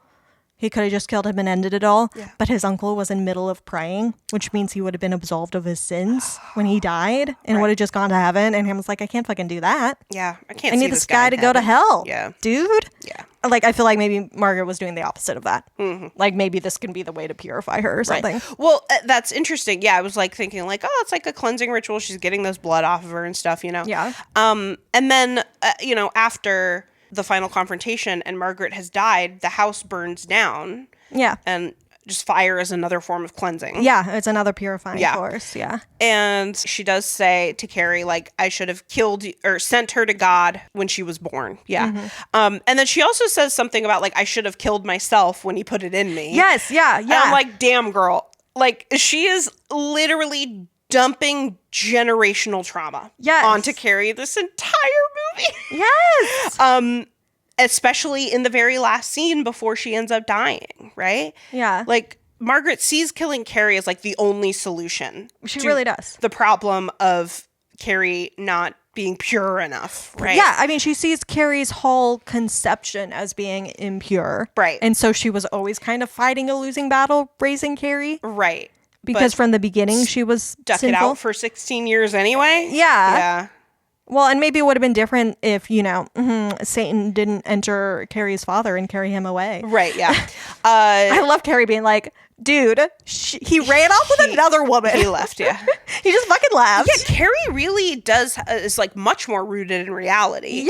Yes. Like, she's just like, no, he ran away with another woman, It's pink. Yeah. It's not red, Their breasts. Yeah. It's not a big deal. Yeah. It's makeup. Like, chill. Yeah. The other part where I really got caught by Mrs. White's sort of, like, disconnect from reality because it wasn't just religious. Yeah. She has this thing where when Carrie says that she's going to prom, that somebody asked her. Yeah. Mrs. White assumes that it was that teacher who called. And I'm not exactly sure which It's teacher. supposed to be Miss Collins. It's either, which is like, whoa. Or like maybe the principal called to be like, we're sending Carrie home early because of the whole period thing. Yeah. You know, I could see maybe the principal having to call. I don't know. But she says that teacher who called. And like, I don't know. That's so interesting, to thinking about it today. And actually, back then too, that would have been early for the satanic panics against like daycare workers and stuff like that and teachers. But like the idea was already kind of there. And like certainly it's there now of like teachers being the site of abuse of children, you know, because of the like power that teachers can have over kids, and why, you know, they, heaven forbid, teachers mention that gayness exists or be gay themselves. That obviously means that they're automatically predators, you know. Though the other thing it made me think of is just like how Margaret is so in her own head that she is seeing predators everywhere. Yeah. Which isn't to say that teachers can't be predators, but the idea of a teacher actively asking one of their students to prom and then that being fine. Yeah. And her just going to prom with one of her teachers, like who, especially if it was Miss Collins, like Carrie and Miss Collins are going to go to prom together, and that'll be fine. They're not. Like if Miss Collins is like, you know, preying on Carrie and stuff, molesting her, whatever, grooming her, that is not how that's going to happen. I'm sorry. Like, oh my God, Mrs. White, you're so disconnected from reality. Yeah. She's looking for predators everywhere, but she's the predator. She's the predator. Also just absolutely love when, so yeah, like she sees, like I was saying, she's like sees killing Carrie as like the only solution to this problem, which the problem is Carrie, right? Right, because now Carrie has become sort of a predator too. Right. So then Carrie ends up killing her mom in self-defense. Really, yeah. And like the way she kills her mom, love how her body mimics Saint Sebastian. Love it. / Jesus. Like it's both. Love it. Yes. And it's just interesting. Yeah, she does tell Carrie like, should have sent you to God when you were born. And then Carrie does like end up killing herself in a way. Yeah. It's kind of interesting. Like, I think to stay with her mom. Yeah. That her mom's just saying like, should have killed you when you were born. Should have killed myself. It does seem like Carrie kind of has this switch where she starts to, I don't know, maybe believe it. Yeah. Or maybe just not be able to see herself outside of that. You know, when you're in that abusive situation, it can be hard to imagine. Yeah. Or like a cultish situation. You kind of lose sight of the rest of the world. Yeah. Or don't think you'd be able to handle the rest of the world. Right. And it does make me wonder about that. Yeah, those last moments for Carrie. Yeah. And then it's interesting to see the scenes with Miss White and Mrs. Snell. That's fun. Yes. And to see Mrs. Snell be such a like normal mom. Yeah. I think that actor was actually Sue Snell's actor's real mom. Cute. It's like they're an actual mother-daughter pair, which is adorable. It. But it's interesting, though, because I think what happens at the end, I think Miss Snell is kind of like mimicking a kind of abusive tactic with Sue, which is that she's not letting her go to the funeral. Yes. She's really like policing how Sue is allowed to grieve. Yes. She probably didn't actually let Sue ever go to the house that burned down, and the White House. Yeah, she literally says, like, hopefully she'll forget. Yes. No. And I was like, no, Sue's traumatized as fuck. For life. Yeah. She feels partially responsible. She's got survivor's guilt to hell. Yeah.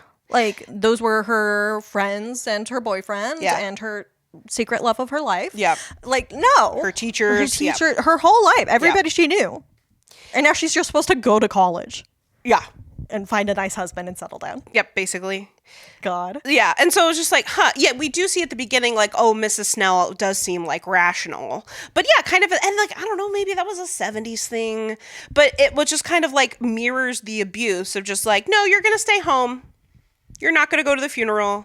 Yeah. And I'm going to isolate you. And hopefully we will never need to talk about this again. Yeah, and hopefully you'll just forget. Yeah. Because we don't want to deal with these bad feelings. Yeah. These difficult things. And I was like, we don't want to talk about periods. Not how we do it either. Yeah. Biblical corner. Yeah, I want to talk about Saint Sebastian and like martyrdom kind of. So this is all you. But just super quick, I know one thing about Saint Sebastian. Yes. And that is, well, two things. Okay. So he's usually depicted in the way we see him in the movie. He's tied around a tree. Yeah, a tree or a post. Yeah, his post. His arms are bound, tied behind his back, and he is like, he's been hit with many arrows. Many arrows, yes. In the chest. Yeah. Yeah. And then what I also know about... What I do find interesting actually about the depiction in in this one is that his arms are kind of up. It almost looks more like a More like crucifixion. Jesus, yeah. When I first saw it, I thought it was Jesus. Yeah. It wasn't until later when I noticed the arrows that I was like, oh no, that is Saint Sebastian. Yeah. But yeah. Right, yeah, because Jesus Because normally his arms would be more either behind his back or above his head. him. Yeah, like Jesus didn't get arrows. No, yeah. That's definitely Saint Sebastian. The wounds are not Jesus. With the weird glowing eyes. Yeah. Oh my God. And that Saint Sebastian is a symbol that is often taken up by gay people. Yes. Gay people love Saint Sebastian. Yes, and I will talk about that a little bit as well. Please tell me why. Oscar Wilde used Sebastian as a pseudonym for a while. So it's gay from way back. Yes, so the big deal is that Carrie martyrs her mom in the same manner as Saint Sebastian. There aren't arrows, they're like kitchen knives and stuff, but like she ends up in the same fucking spatula. Like I noticed it in the moment before I had even realized that the statue was of Saint Sebastian. I was like, oh, that is some Saint Sebastian imagery. And I also thought of Saint Teresa, who there's a wonderful statue of her getting pierced by an arrow from an angel. Ooh. Because she had, sights of God and all of that. And statue of the ecstasy of Saint Teresa. Because Margaret White, in her pain, almost seems ecstatic. Mm-hmm. There's a part of it where she seems to be enjoying the, shall I say, penetration. Mm-hmm. Some of the noises she makes. Yeah. And the arms out did feel a little more Jesus coded. Very Jesus-y. So there is also that going on. But yeah, it's fully a Saint Sebastian statuette. Yeah. And a lot of people get that wrong. Yes. A lot of people just say, oh, it's a Jesus statue. I'm like, actually, it's Saint Sebastian. Yeah, and the matters, arrows. And it matters. Yeah, it does matter, the Yeah. arrows. But I think it's because, for some reason that statue has his arms outstretched. And that is not usual Saint Sebastian imagery. Because he's tied either around a tree or a post. So his hands need to either be behind his back or above his head. You know, like they aren't normally out on like tree branches or something. It looks way more crucifixy. Yeah. But yeah, Saint Sebastian as opposed to Jesus is almost a weird choice. It's an interesting choice. He's actually the patron saint of athletes, archers, and he's like said to protect against plagues. Oh.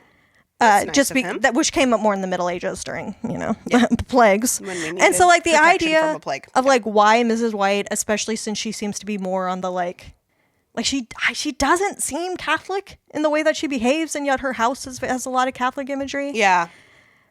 And so like choosing Saint Sebastian, like why would she have interest in him? Mm-hmm.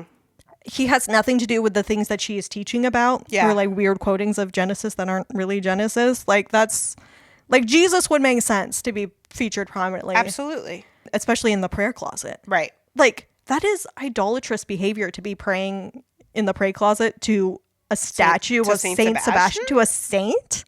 But I wonder how much there are a lot of sexual and like you said, gay connotations around Saint Sebastian, and there have been really for a very long time, which I will get into. And so I do kind of wonder if she's like drawn to Saint Sebastian and in that sort of way, which also made me think of Saint Teresa, and also a lot of like nuns who have had like visions of like, well, they say that they're marrying Jesus or but also have had visions of being wed to Jesus, or have had sort of like almost semi-sexual experiences as part of their like religious moments, that like there's probably something actually sexual happening there for Margaret.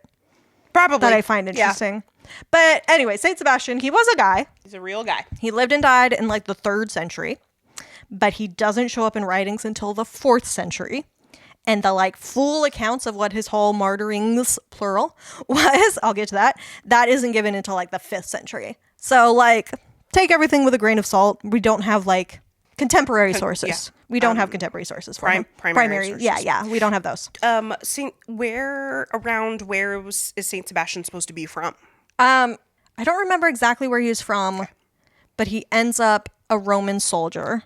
I'm bad at geography. Why would you ask me this? But it was during, I'm going to do my best to pronounce, a Roman emperor, Diocletian. Great. So Sebastian, was a Roman soldier who went about kind of like converting people to Christianity and also protecting people who already had converted to Christianity, all while concealing his religion from like the Roman government, from Diocletian, from his higher ups in the army. Because this is when they're still they're not Christian yet. Yeah, this is Roman Empire. Yeah, this is Jesus only died 5 centuries ago. And so when Diocletian, the emperor of the time, finally did figure out that Sebastian was like full on Christian and like converting people and stuff, he ordered Sebastian to be taken out to a field and tied either to a tree or a post so that archers could pierce him with arrows and he could be left for dead. This is why I said martyring's plural. He does not die there, even though that is the way where we commonly see him depicted, and we kind of assume that's his martyring. Because he's been left to die? Yes. He doesn't die. Miraculously, despite the insane amount of arrows that have pierced him, he's not dead, and he gets tended back to life by this woman named Irene of Rome, who is kind of well known in, Catholic and Christian worlds because she's the widow of another saint, Saint Catalyst. So, she's a chick who's around. Yeah. And she gets Sebastian back to health. And what does this crazy motherfucker do? He tracks down Diocletian when he's just out and about and is like, hey, dude, you're sinful as fuck and you shouldn't treat Christians that way and fucking stop doing it. And Diocletian is like, what the fuck? This guy's back.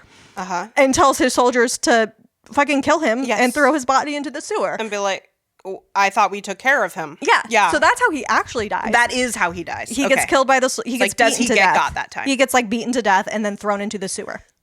Fascinating. Okay, he was about 32 when he died. Okay, I now have a read on why Saint Sebastian. Okay, cool. I would love to hear that. Margaret is so detached from reality that she lives in a world where Christians are persecuted. Yes.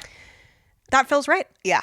I mean, that is sort of the evangelical mindset, too. Yeah, that no, I'm the victim. I'm the persecuted one. I'm the one being fed to the lions. And it's actually, you're the one feeding. This isn't 5th century Rome anymore. Yeah. But I mean, that's also the story of Jesus, too, right? He's also a victim, He's the underdog the whole time. Yeah.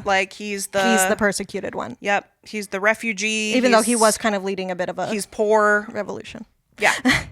But yeah, so I do have more to say about Saint Sebastian. Great. Because I do think it's interesting that despite the fact that he survived the arrows and that wasn't where he was martyred, that is how he is always depicted. That's the image we get. And that he is also often depicted semi-nude, if not entirely nude. Right, he's pierced always through shirtless with these arrows, yeah. Pierced through, and normally tied up in kind of like a sexy contorted pose. It's like a little S&M-y for sure. It's a little S&M-y. Yeah. And he's normally a younger guy, despite the fact that when he died, he was 32. I mean, it's not old, but actually in 5th century Rome, that might have been kind of old. Maybe, yeah. But he wasn't some young, he wasn't like a youth. He wasn't a boy. He was not a boy. He was not some sexy young guy, which is also how Jesus is often depicted as the sexy young guy, with abs. But he is interesting because other than Jesus, there weren't a lot of good, safe excuses to depict a naked man. And early art. Yeah. How else are we going to be able to draw naked guys? We can't, unless we're drawing old, Roman and Greek gods and stories, which we're trying to move away from if we want to depict good Christian stories. Wait, when did... You're right. I'm thinking about Michelangelo's David. Yeah, David is another good example. That's way later. But that's Renaissance. 1500 to 1504. So yeah, we've got a while before we get to David. Yeah. So yeah, it's not cool. Yeah, it would be kind of weird to see a sexy guy in some in some art. All right. Yeah, for whoever wants to be seeing sexy guys. Yeah. I did see this one thing in the 1500s, so around the time of my this would be later. Yep. There was an art historian named Vasari who was writing about this this painter who was also a religious figure. He was a fra, which is apparently similar to a friar, but distinct in some important ways. I'm sure it is. But Fra Bartolomeo, he was an artist who had been accused many times, I'm quoting now, accused many times of not knowing how to paint nudes, for which reason he resolved to put himself to the test. Whereupon, to prove this, he painted a picture of Saint Sebastian, naked, very lifelike in the coloring of the flesh, sweet in countenance, and likewise executed with corresponding beauty of person, whereby he won infinite praise from the craftsmen. It is said that, while this figure was exposed to view in the church, the friars found, through the confessional, women who had sinned at the sight of it, on account of the charm and melting beauty of the lifelike reality imparted to it by the genius of Fra Bartolomeo, for which reason they removed it from the church. So at least going back to the 1500s, people were like, Saint Sebastian's too sexy. This is too sexy. This is literally causing the women in our congregation to have impure thoughts. To sin in the church. In the church! That's we too much must sin. remove this. Yeah. And then I think that painting ended up at like the French palace or something. So like there was something uniquely sort of sexual about Saint Sebastian. I also think, to me, there's something, just from having read a lot of like saint stories, hagiographies, stories of saints and like their martyrings and stuff, there is, to me, I don't know if other people have written on this, probably people have, there's something kind of feminine in Saint Sebastian's martyring, the way that he is martyred. At least in the piercing with arrows, which I think is kind of obvious. Well, in the penetrative way. Yeah. But also in the like passivity to him that I feel like male saints tend to not have that same passivity. Right, like they often like march to their martyring or something, you know? Like I was thinking, you know, when you said Bartholomew, and I was thinking of Saint Bartholomew, like I think about that famous painting of him, like, because he was flayed. Yeah. And he's like holding his own skin. It's like so punk rock. Yeah. Oh my God. And which saint was it? Lawrence or something, who was like burned alive. Yeah. And like in middle of being martyred, he was like, you better turn me over. I'm getting too crispy on this side. You got to get the other side, you know, making joke about it. Dude. Like that kind of martyring. Yeah. I mean, even just Jesus like carrying his own cross. Yes. And like knowing that he was going in to be martyred and like choosing that. Yeah. I don't know. There's like something more active in a lot of like male saints, whereas like female saints, they're often martyred because some guy sees them and thinks that they're pretty and they want to stick to their virginal ways. And so they're martyred because they refuse to have sex. Yeah. Like that's often why women got martyred, you know? And so there's something more passive in it.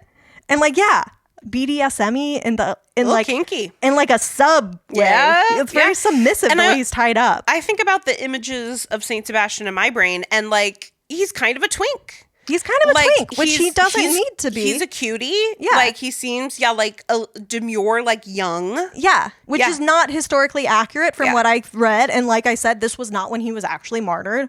But we don't tend to see him being pulled out of the sewers, you know, to be, you know, like, because gross. That's not sexy. Gross, yeah. I did see that also in 1976. There was a British film. Also, sorry. It sounds like he got his ass kicked. Like, that's not kind cool. Okay, yeah. Yeah. And then he went back for more, which I guess was kind of active of him, but like...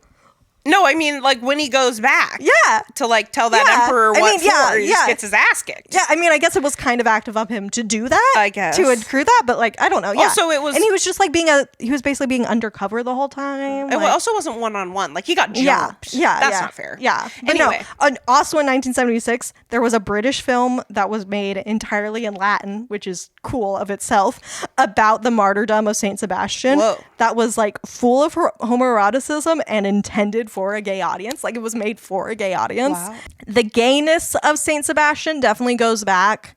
He was a figure of importance to Oscar Wilde during the Victorian era. Like, he definitely already had sexual connotations in the 1500s. Like, there was something happening with Saint Sebastian specifically. He's so sexy. I also saw that Thomas Mann, in his Nobel Prize acceptance speech, did this thing that I thought kind of resonated with Mrs. White. He said, "Grace in suffering, that is the heroism symbolized by Saint Sebastian." Grace in suffering. Which, again, kind of goes to that sort of, like, feminized saint thing of, like, they're so pure and beautiful while they suffer through this thing that they don't deserve, unlike the men who are, like, more out there, like, actively pursuing, you know, like, converting people and stuff, which Saint Sebastian did do. But, like, the way we see Saint Sebastian is just, like, tied up to a tree. Yeah. And he's just so beautiful while he is being pierced full with arrows. I could see that resonating with Mrs. White, too. Yeah. Beyond, like, the sexual stuff and, like, the persecution stuff. But the fact that because you are suffering, that is what makes you significant, kind of. What makes you godly. Yeah, what makes you godly. And better than everybody else. Yes. Because everybody in the community knows that. They're like, she's fucking stuck up. She thinks she's better than everybody. Yeah. So anyway, that's my whole little biblical corner, Saint Sebastian stuff, just because I think it's interesting that he's in this film. And also, do you know, is it Saint Sebastian in the book, or is it just Jesus? Oh, I don't know that he's... Yeah, I don't think that's a thing in the book. I didn't see anything about that. Probably just Jesus. Yeah, if it's anything at all. I think the iconography in general of the house being so very weirdly Catholic was like a set design choice to make the house look scary in a readable way. Yeah. Because that amount of overt kind of, I don't want to say tacky, oppressive. The amount of stuff in there is like oppressive and overwhelming. Suffocating. Yeah. I think that was a design choice to show visually what they could have shown in the book differently. And so, like, was my impression. Maybe Saint Sebastian's, it's the same thing for Saint Sebastian. Yeah. Yeah. Because I didn't see any mentions of it. But again, I have not read the book, so I don't know. Hit us up. Yeah. Hit us up on Instagram if you've read it and you know. Yeah. But we still have one big theme that we haven't really touched on. Yes. I mean, it does go in with the religious trauma and the abuse that goes with that, which is just like bullying and just the general horror that is being a teenager. Yes. Right. And so I think now is the perfect time for us to talk about Chris and Billy and Sue and Tommy. Yes. And just that whole dynamic of the teen girls. Yeah. Sue and Tommy's relationship is honestly, it's so wholesome. It is. It reminded me a lot of Nancy and what's his name? Glenn. Nancy and Glenn. Sexless. Yes. And her very much in control of everything that he is doing, yes. like being the driving force. Yeah. Those elements. But also, the something wholesome and yet also in their wholesomeness doing something that is perhaps abnormal in a way that maybe flies under the radar a little bit, but still needs to be punished in a horror movie. Yeah. It's just so interesting just because they're like nice to each other, right? Yeah. It's like everything about Sue and Tommy's relationship is the opposite of Chris and Billy's. Yeah. Right? They're sexually active. They're smacking the shit out of each other. They're calling each other names. And it's incredibly unhealthy. And they don't seem to even like each other. No. And then we see Sue and Tommy, and yes, they are like so much more respectful to each other. Yeah. And like speak to each other respectfully. Yeah.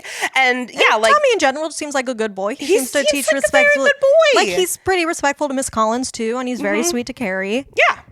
And Sue is sort of like she basically has to convince him, but she's not like, it's not abuse how she gets him to do things. Yeah. And we never see them have sex. Yeah. And like, I don't know if like we're supposed to think that they have had sex before, or like that they're not having sex, but like that is also like a huge difference between them and like Chris and Billy. And I feel like even if we did see them have sex or imagine that they were having sex, it wouldn't have been like oral sex. Right, yeah. In a bed, not in a car. Yeah. Absolutely. I just want to say, I'm going to say it now. 1970s John Travolta can get it. Yeah. Oh my goodness. Also, it's like his first movie role. Yeah. Big deal for him. And I paused it when he first shows up. It's 30 minutes into this movie for John Travolta to get his butt into this movie. Yeah. Also, now is a good time for me to tell you that in the book, Chris is a rich girl. That does seem relevant. Yeah, if you didn't know that, in the book, Chris is rich. Yeah, I mean, I kind of got the vibe that in general, it was a sort of more upper middle class kind of neighborhood. No, very. Yeah, It's sort of a nice school. Like, it seemed like a nice school. Yeah. It seemed relevant that the White household is sort of a little bit falling apart and dingy. Yeah. It seemed like it was meant to stand out for that. Yeah. And also, like, the houses around it are gone. Yeah. So it's like this old, dilapidated neighborhood. There's only one house left. Like something, Yeah. So she's supposed to be rich. So I almost kind of wonder if, like, for her, Billy is hot and is, like, a bad boy. Yeah, that is a little bit of a rebellion. It's a little bit of a rebellion because also in the book, Billy is a psychopath. Oh. Yeah, like it's... Well, I did have to wonder, like, okay, I see that they need to kill a pig or whatever to get its blood. Yeah. But did you really need to go, like, bludgeon him with the pig with a hammer? Yeah. While making jokes? Yeah. Like, that seemed extreme to me. lot. That was, it was a bit much. Yeah, so in the book, Billy... For a teenage boy to be doing that. Yeah, Billy is like... they actually... There were some red flags. They actually do describe it, and it is described, that scene in the book, where it's like one of Billy's friends, he's got a couple of cronies that hang out, like, that he says that after killing that pig was the only time he'd ever seen Billy smile. You know, so like Billy is a psychopath. He is not a good person. No, he is an abusive partner. Yeah, you know, he like, fully hits Chris. Yeah, and I mean, she hits him too. It's a mutually abusive relationship, but like he's not a good guy. And he does seem to have some amount of physical power over her. Oh, like, 1,000%. Like, I don't think those are like... Yeah. And then it's so funny because John Travolta really is basically playing Danny Zuko from Grease. It's a lot of Danny Zuko from Grease. And I'm not mad. In the sense that he maybe downplays some of the awfulness? Yes. Because he's a little too charming? Yeah, because he's a little goofball. Yeah. Yeah, where you're kind of like, wow, she should stop calling him an idiot. That's mean. Yeah, it is mean. You don't have to hit her about it, though. Yeah. And then it's just so funny because Tommy is like a sweet, precious baby angel. Yeah. Like, literally, he has like flowing, curly blonde hair. Yes. It's like, very, it's very 70s beautiful. He's a literal cherub. Yeah. It's giving Robert Plant. Like, it's gorgeous. And to me, Tommy gets the best line. Oh. In the movie. Which is when they are at the prom and they're voting for prom king and queen. Yeah. And Carrie's like, we're on here. Uh-oh. Yeah. We're not supposed to be right. Out. She's so cute. She's so cute. And they end up voting for themselves. Yes. And Tommy says, to the devil with false modesty. Yeah. And I was like, wow, you really said it, man. She needed to hear that. Yeah. And I was like, really he gets it. He gets it. Yeah. I also think there was something very like, I don't know, vulnerable or cruel, depending on your read of Tommy, I guess, that he says he's asking Carrie to prom because she liked his poem, giving that as the reason. Yeah. I mean, just that poem coming from him was sort of like surprising and like vulnerable and beautiful. You know, this like beautiful, it was a pretty beautiful, interesting, deep poem, which is why, I mean, we know it didn't come from him. It does seem like it could come from Sue. I believe that. Maybe, yeah. Or he got it from somewhere else. I don't know. It's possible. But just like, he could have just been like, you just seem like you're lonely and I thought it'd be nice to get to know you, or like something else, but to actually be like, you liked my poem. There was a thing that you did that had an actual effect on me that meant something to me. And like, I don't know, like that's a really sweet thing to reach out and say to somebody. Yeah. And like kind of vulnerable. Yeah. But also maybe kind of cruel because like, what was his plan for after prom? He has this beautiful evening with Carrie. Yeah. He fucking kisses her. Yeah. Which is like, babe, you should not have done Probably that. shouldn't have done that. You definitely shouldn't have done that. You have a full-on girlfriend who is very happy that you're with Carrie right now. So I don't know. She might be cool with it. Yeah. She might be imagining Carrie kissing Carrie through you. I don't know. But like literally, what are you going to do the next day when Carrie is like, yay, Tommy? Yeah. Are you just going to have 2 girlfriends now? Yeah. What are you going to do? No. So there's something very, without meaning to be cruel, there's something very cruel in Tommy. Yeah. And it's, what is interesting to me about Tommy is that he's actually our first death in the prom scene. Yeah, I'm not sure. Yeah, I guess I was not sure if that was him dying. He's supposed to die from a bucket to the head. Or if he was just knocked unconscious and then died of, you know, smoke inhalation. Something else. No, he's supposed to be killed by the falling bucket. Okay. I wrote down, poor schmuck gets killed by a falling bucket. Yeah. It's very anticlimactic. Yeah. Yeah. But Tommy's whole reaction to that happening to Carrie is also very like meaningful of him. And maybe, I don't know, it speaks a lot to his character that he was so outraged that that happened to her. But also it sort of left me like, well, where has anybody been before this moment besides for Miss Collins? Because Carrie's getting shit like this all the time, it seems like. Yeah. Maybe never to this extreme. Yeah, that's kind of a lot. To take her to like the highest high where she is prom queen and then cover her in pig's blood. Like, oh my fucking God. Yeah. But like, I mean, is that really that much worse than all the girls throwing tampons at her and yelling her to plug it up while she thinks she's dying naked in a shower? It's true. Like, that was a horrible moment for Carrie. Yeah. And where was anybody except for Miss Collins? Even Sue was yelling. Yeah. You know, and it's like, yeah, where were Sue and Tommy before that moment? Where was anybody before that moment? Yeah. Well, Tommy was not in the girls' locker room. And so didn't even know that Carrie existed. Yeah, exactly. Because I mean, I guess maybe vaguely did because they had a class together. Yeah. And what was it? He says to the teacher, "You suck." You suck. And then he's like, "I said, aw shucks." Aw shucks. Cute. Another really cute Tommy moment.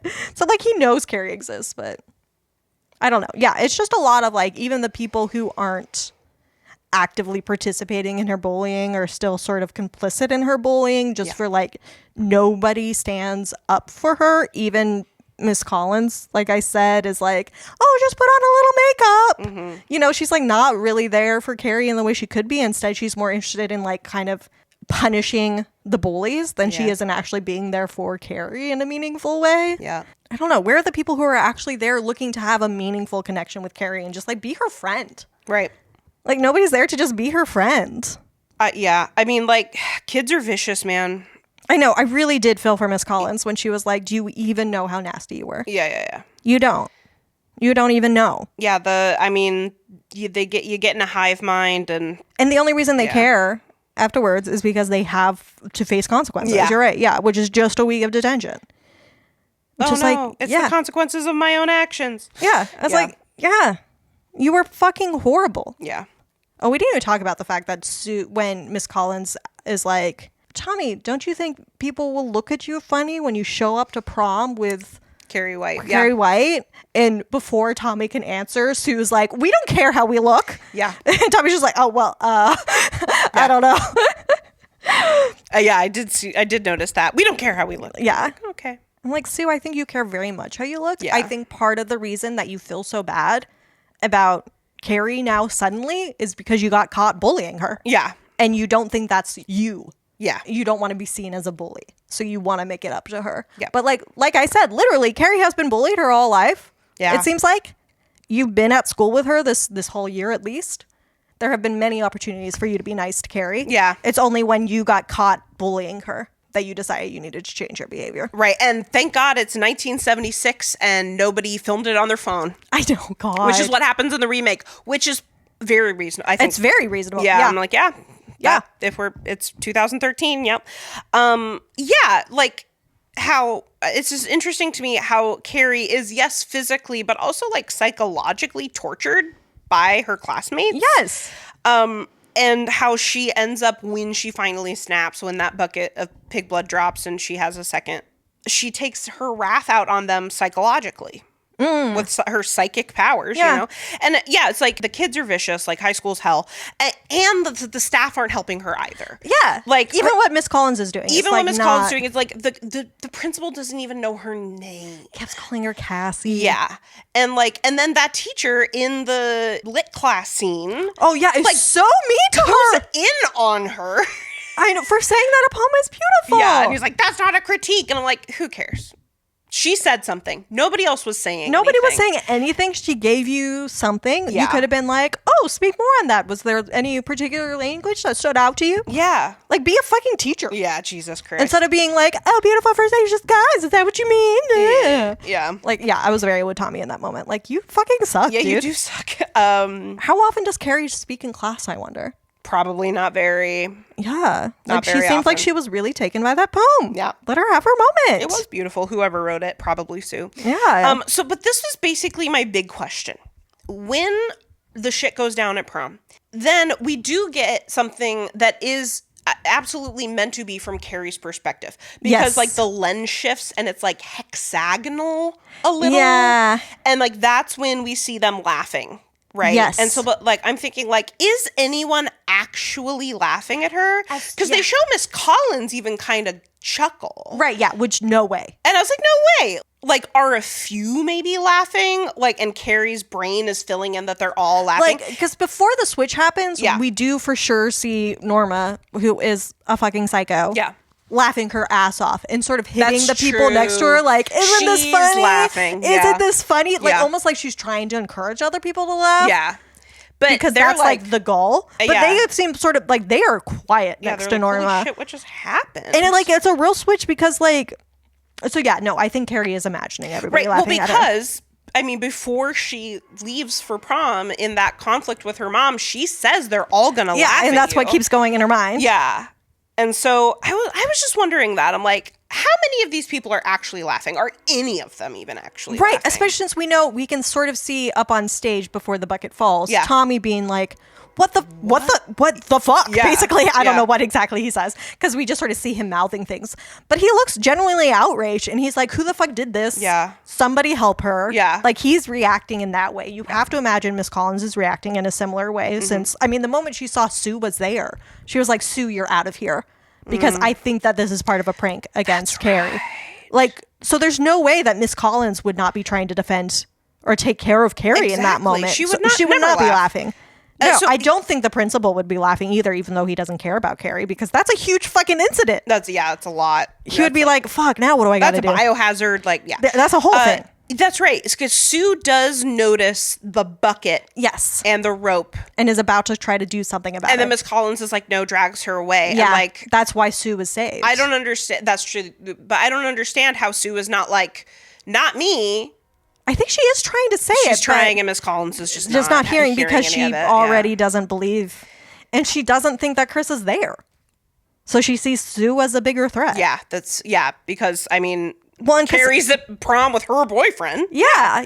And like, how would you imagine that level of fucking cruelty from Chris? Yeah. Put a fucking bucket of pigs. Like, what the fuck? Yeah. Like, you really don't realize the cruelty of what you're doing. Yeah. So, yeah, I think that Miss Collins seems to really deeply care for Carrie. Yes. Maybe she doesn't always do that care the right way. Right, yeah. But she does care for Carrie, and I'm just not buying that she's actually laughing at Carrie at the prom. Not, especially once other people start laughing. I think it's... the way she responded so quickly to her other, like, mob mentality bullying. Yeah.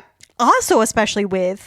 I do think it's interesting that when Carrie is named homecoming queen with Tommy as the homecoming king. Prom. Prom king and queen. Like, most of the school isn't on the prank. They don't know that this is like a setup. Yeah, nobody has any idea what's going on. Yeah. But they're all like applauding and whistling for her. And maybe that's more for Tommy because he's like a star football player or whatever, Tommy, you know. But they seem fine with Carrie being prom queen. They don't, nobody is like, there aren't people who are like outraged, like, what is she doing? You know, they're just sort of like, yeah, woo. There's probably a few people who are like, good for her. That's what I bet. I bet there's some people, I mean, because as you said, we love an underdog. Yeah. Good for, And she's looking gorgeous. And also just for like the wild story, the spectacle of it, you know, of just like fucking Carrie White was our prom queen. That's insane. With Tommy on her arm. Yeah. What? Yeah. Prom is legendary. Like, yeah, I honestly believe that they were applauding and like, some of them were probably even happy for her. Right. So the blood drops, right? And then I think we are supposed to be in Carrie's perspective for a while because the sound does stop. Yeah. And I know that like something awful just happened. And now, like, all of my senses are just like, done. And like the screen goes red. Yeah. And then we get like the weird camera, like things get disjointed. Yeah. She's having her own sort of break from reality. Right. Like her mother always has. But then it's like, to me, what sets it off is that Billy and Chris don't tie the bucket back down very well. And so it falls and hits Tommy's head. And like, to me, it's that makes really Carrie go like, all right, I'm locking all the doors with my brain. Yeah, there's like nobody else redeemable. And I'm turning on the fire hose. Yeah. With my brain. Somehow she never doubts Tommy, which is interesting because when he first asks her out, she automatically assumes it's a prank and that they're all going to laugh at her when she shows up. And that's what Miss Collins assumes too. Mm-hmm. And yet, after, I guess, having prom night with him, she doesn't imagine him laughing at her, even though she's imagining everybody else laughing at her. Mm-hmm. Yeah. It's interesting that he's left out of that when even Miss Collins isn't. Well, he's up there with her, and he does get a little blood on him. It's not the coverage Carrie gets, but he gets some big blood on him as well. But she still sort of sees him in reality and is like, no, he is on my side. Yeah. When I think it would have been easy to do what Miss Collins does and think that Sue and Tommy set this up. Yeah. I like the lead up to the bucket drop because it is like it's the Brian De Palma, it's like slow-mo, all that stuff. And then like there's all these quick shots, you know, quick shots to like get us, get anxious. And then the very last shot before the blood comes down and hits Carrie is of Chris's mouth opening. Oh, yeah. Yeah, like as she pulling the rope or letting it it's a close-up like on her mouth and it opens and then the blood drops. I'm like, I don't know what that's about, but that's interesting. That's interesting to me. The moments of ecstasy that people experience in this film, they really do seem to be either like violent or they're moments where violence is being acted upon them. I have the deaths in order. Okay. Would that be beneficial for us? I guess that's sort of what I'm more interested in is like Carrie's, not culpability, but like how justified she was in the amount of people she kills. Taking out an entire school prom. Like setting that whole gym on fire. Feels like a lot. It's a bit of an overreaction maybe. But is it? Yeah, and like I said, like they were kind of all complicit in her, even if they weren't all laughing at her in that moment. Like, what have any of them ever done for Carrie? Yeah, ever, other than Miss Collins, and like even Sue and Tommy are pretty misguided in what they're doing to try to help Carrie because literally, what is going to happen after this prom night? You know, you give her one beautiful night, and then what? And then you just wash your hands and are like, cool, I did my one good deed. Yeah. Goodbye forever. Okay, I'm going to college now. Yeah, like it's very misguided, but they have, you know, good intentions, I suppose. And Miss Collins is doing her best and also has good intentions, but like I said, is a little more interested in like the punishing side of things than actually being there for Carrie, I feel like. Yeah. But she's there for her in some ways. But like literally anybody at that school at any moment could have been like, hey dudes, knock it off. Yeah. Any one of those girls could have even just not done anything. Yeah. And that would have been better than what happened. Yeah. Any one of those girls could have been like, guys, you're being fucking crazy right now. Carrie, come over here. Everybody calm down. Yeah. Literally anybody could have just helped Carrie at any moment in her entire high school career. Yeah. At the same time, well, murdering the entire school is a bit much. It's a bit much. Well, so that's like kind of the thing about bullying, right? Is that like people do become complicit in it because like they see Carrie as like Carrie is the pariah. Carrie is the easy target. Yeah. She's the easy target. If it's not Carrie, it might could be me. Be me. Yeah. And so like, okay, if this is the way I survive the hell that is a public high school in the United States, then okay, cool. Let's let that happen. Great. Yeah. Yeah. And to even be able to think of yourself as like not a bully. Mm-hmm. Not because you've actually done anything basically to think of yourself as better than the bullies because you aren't doing anything like overt like that. You're not a Chris. Yeah. But you are any of those other people at that school. Everybody else. You know, or Sue, who is doing one good thing after a high school of doing nothing. Yeah.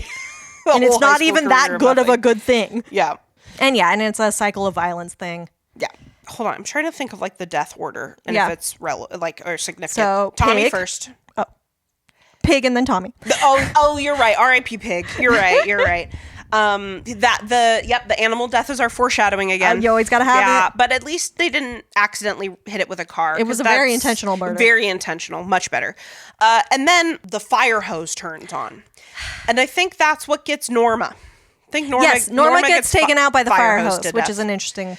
Her hat finally gets flung off her head. That's true. Her hat comes off. Wow. And then she dies. R.I.P. Norma's hat. Wow. Not Norma, but Norma's hat. Very symbolic. Yeah. And then, there's like a few kind of random prom goers that are getting hit with the But hose. honestly, she hasn't started, Carrie, hasn't started doing anything overtly violent for a while. I feel like she locks all the doors and she sets off the water. Yes. The fire hose. Yeah. None of those are inherently deadly. Right. At that point. But when she does, what she does is she crushes Miss Collins. Yes. That was kind of the turning point, I feel like. Yeah. And what's interesting is that actually in the book, the character lives. Yeah. Yeah. So it's interesting to kill Miss Collins in this version. You could have even had her go out with Sue. They could have left together, you know? That could have been a moment there. And then it would have because that almost would have made more sense to have her not there. And then that would have kept a little bit more mystery when everybody was laughing. Right. I almost think maybe that would have been a better choice. Brian De Palma, I've got notes. Yeah. So there's like something, I don't know. There's always, it's in a high school gym. There's always shit hanging on the ceiling. And like she uses her telekinetic powers to release something from the ceiling and it swings and crushes Miss Collins. Also worth noting that this is roughly also when the principal dies. That's what I was going to say. This is around when the principal dies. Yeah, he gets electrocuted by the mic stand, which starts the fire. Which doesn't necessarily feel intentional on Carrie's part. No. Like, none of the fire feels intentional on her part. Yeah. I don't know how much she was thinking about the fact that water would cause an electrical fire. No, probably not. She was too busy learning about miracles. Yeah. I wonder how much her violence was, like, intending to murder. And, like, at what point she decided to murder. Mm-hmm. Right. So, actually, also, I had to read this. I didn't notice it when I watched the movie. But when the principal is electrocuted by the mic stand, the teacher that ridicules her in her literature class is also electrocuted. Oh. Yeah. Yeah, and then quite a few kids get taken down by the fire hose. And then I just had a question, like, is anybody making it out of the gym? I think we're supposed to think that nobody makes it out of the gym. Except, I mean, Carrie makes it out of the gym. Somehow. How does Carrie get out of the gym? I don't know if it's after everybody dies. She's the one who locked the doors. I mean, it wouldn't be hard for her to unlock the doors, but to then keep everybody from getting out behind her. Yeah. I don't know. But it does seem like she's alone when she comes out and the gym is just burning down. Yeah. And then, Chris and Billy do GTFO. Yeah. Right after the bucket drop. They run. So. Yeah, they don't see the carnage. No, yeah. They, apparently in the book, they're like coming out of a drive-in movie or something. They just go to a drive-in movie. They went to a drive-in movie. That's hilarious. Yeah. And then Chris tries to run Carrie over with her car. Or tells Billy to run to run her over, yeah. Because it's Billy's car. Yeah. And because it's always women acting through these men. Yeah, right. And not men doing things. But then, of course, Carrie just gives the look. Yes. Right? And the car, like, it crashes, it flips, it explodes. And this is like the one time when you have to be like, okay, that's not realistic, but she's got telekinesis. Yeah, all right, I guess if she could flip that car. Yeah, so, I mean, like, those are the characters that we know that get names that die. And then a ton of random ass high schoolers. Just like the whole high school. Yeah, and then we get to see like an entire 60-second shot of Carrie just walking up her front path to go back home. And she just goes home. Yeah, she just walks right home. So that like that's the body count. So that's we don't actually know the body count, but like that's the death count of the characters that we actually know. At least the senior class, perhaps, of the high school. Yeah, they actually probably took out a lot of the senior class. Yeah. I do wonder about that one girl whose name I never caught. Helen or something generic like that. Who is also one of the girls who, you know, is bullying and stuff and is in on all of that. And they see her in that great, wonderful scene where they're all at the salon and Norma's getting her hair done, but her hat is still on top of it. So fucking good. But anyway, that other girl. Yes. With the glasses. Helen. Yep. She is so nice to Carrie at prom. Yeah. She's just lovely. Yeah. And so just, I don't know, just a quick RIP to her. Yeah. I mean, sure, she hangs out with like the mean girls and the boys and stuff. Did get ready for prom with Norma, but yeah, so like she's, you know, and she definitely was a part of the plug it up thing. Yeah. And like up, you know, but like the moment she had an excuse, I guess, to be nice to Carrie, she was very nice to Carrie. It's true. I could see Helen being like one of those people who like when she graduates from high school, she like never talks to Norma again. Yeah. You know? Yeah. Just like moves on with her life, meets better people. Yeah. Should we play a quick round of archetypes? Super quick. Yes. Because as I was saying, I think this film is great for being like Carrie is such a clear like virgin archetype. Right. While also being the final killer. Literally. Yeah. So like I love that. Of like what does it do to the archetype to have the virgin character also be the murderer? And I feel like part of what it does is that she needs to have some sort of like almost sexual awakening. You know? Like she needs to come into herself a little bit first. To become a monster. Yeah. Yeah. Like I don't think she could have remained that shy, covered up, modest, quiet girl and then done that. To me, like in that prom scene, it felt like, especially once Tommy gets hit with a bucket, like to me, it is like a snap. Yeah. Like that's it. Yeah. So we've got Carrie, who's like our virgin and psycho killer. Which is just like, we've always said there's a connection between the virgin and the psycho killer. What if they're the same person? Right. Love it. And I mean, you know, we've got the four people who you would expect to be the main characters of a horror movie, by which I mean Sue and her boyfriend Tommy. And then Chris and her boyfriend Billy. Yeah. And it's like Chris is such the horror archetype. Very. But she does not. This isn't the normal slasher horror movie. Right, because this isn't a slasher movie. Yeah. Because nobody actually dies. Until they all do. Until the main event. So that's very unslashery. Yeah. But still. But her death is still singled out in a way that none of the other deaths are. Chris's? Yeah. Well, Chris and Billy. Chris and Billy, Yeah. So she still gets a significant death. We want her to suffer more than we want anybody else to. And even more than we want Billy to, I think, at least in the movie. True. Yeah, and I don't remember exactly what gets described in the book, but I know that it's so weird to say this, but like it is a little bit more gruesome. Yeah. Than, I mean, what happens at the prom is gruesome, but like it's a little bit more bodily or something. Yeah. I also want to say you watched it recently. Yeah.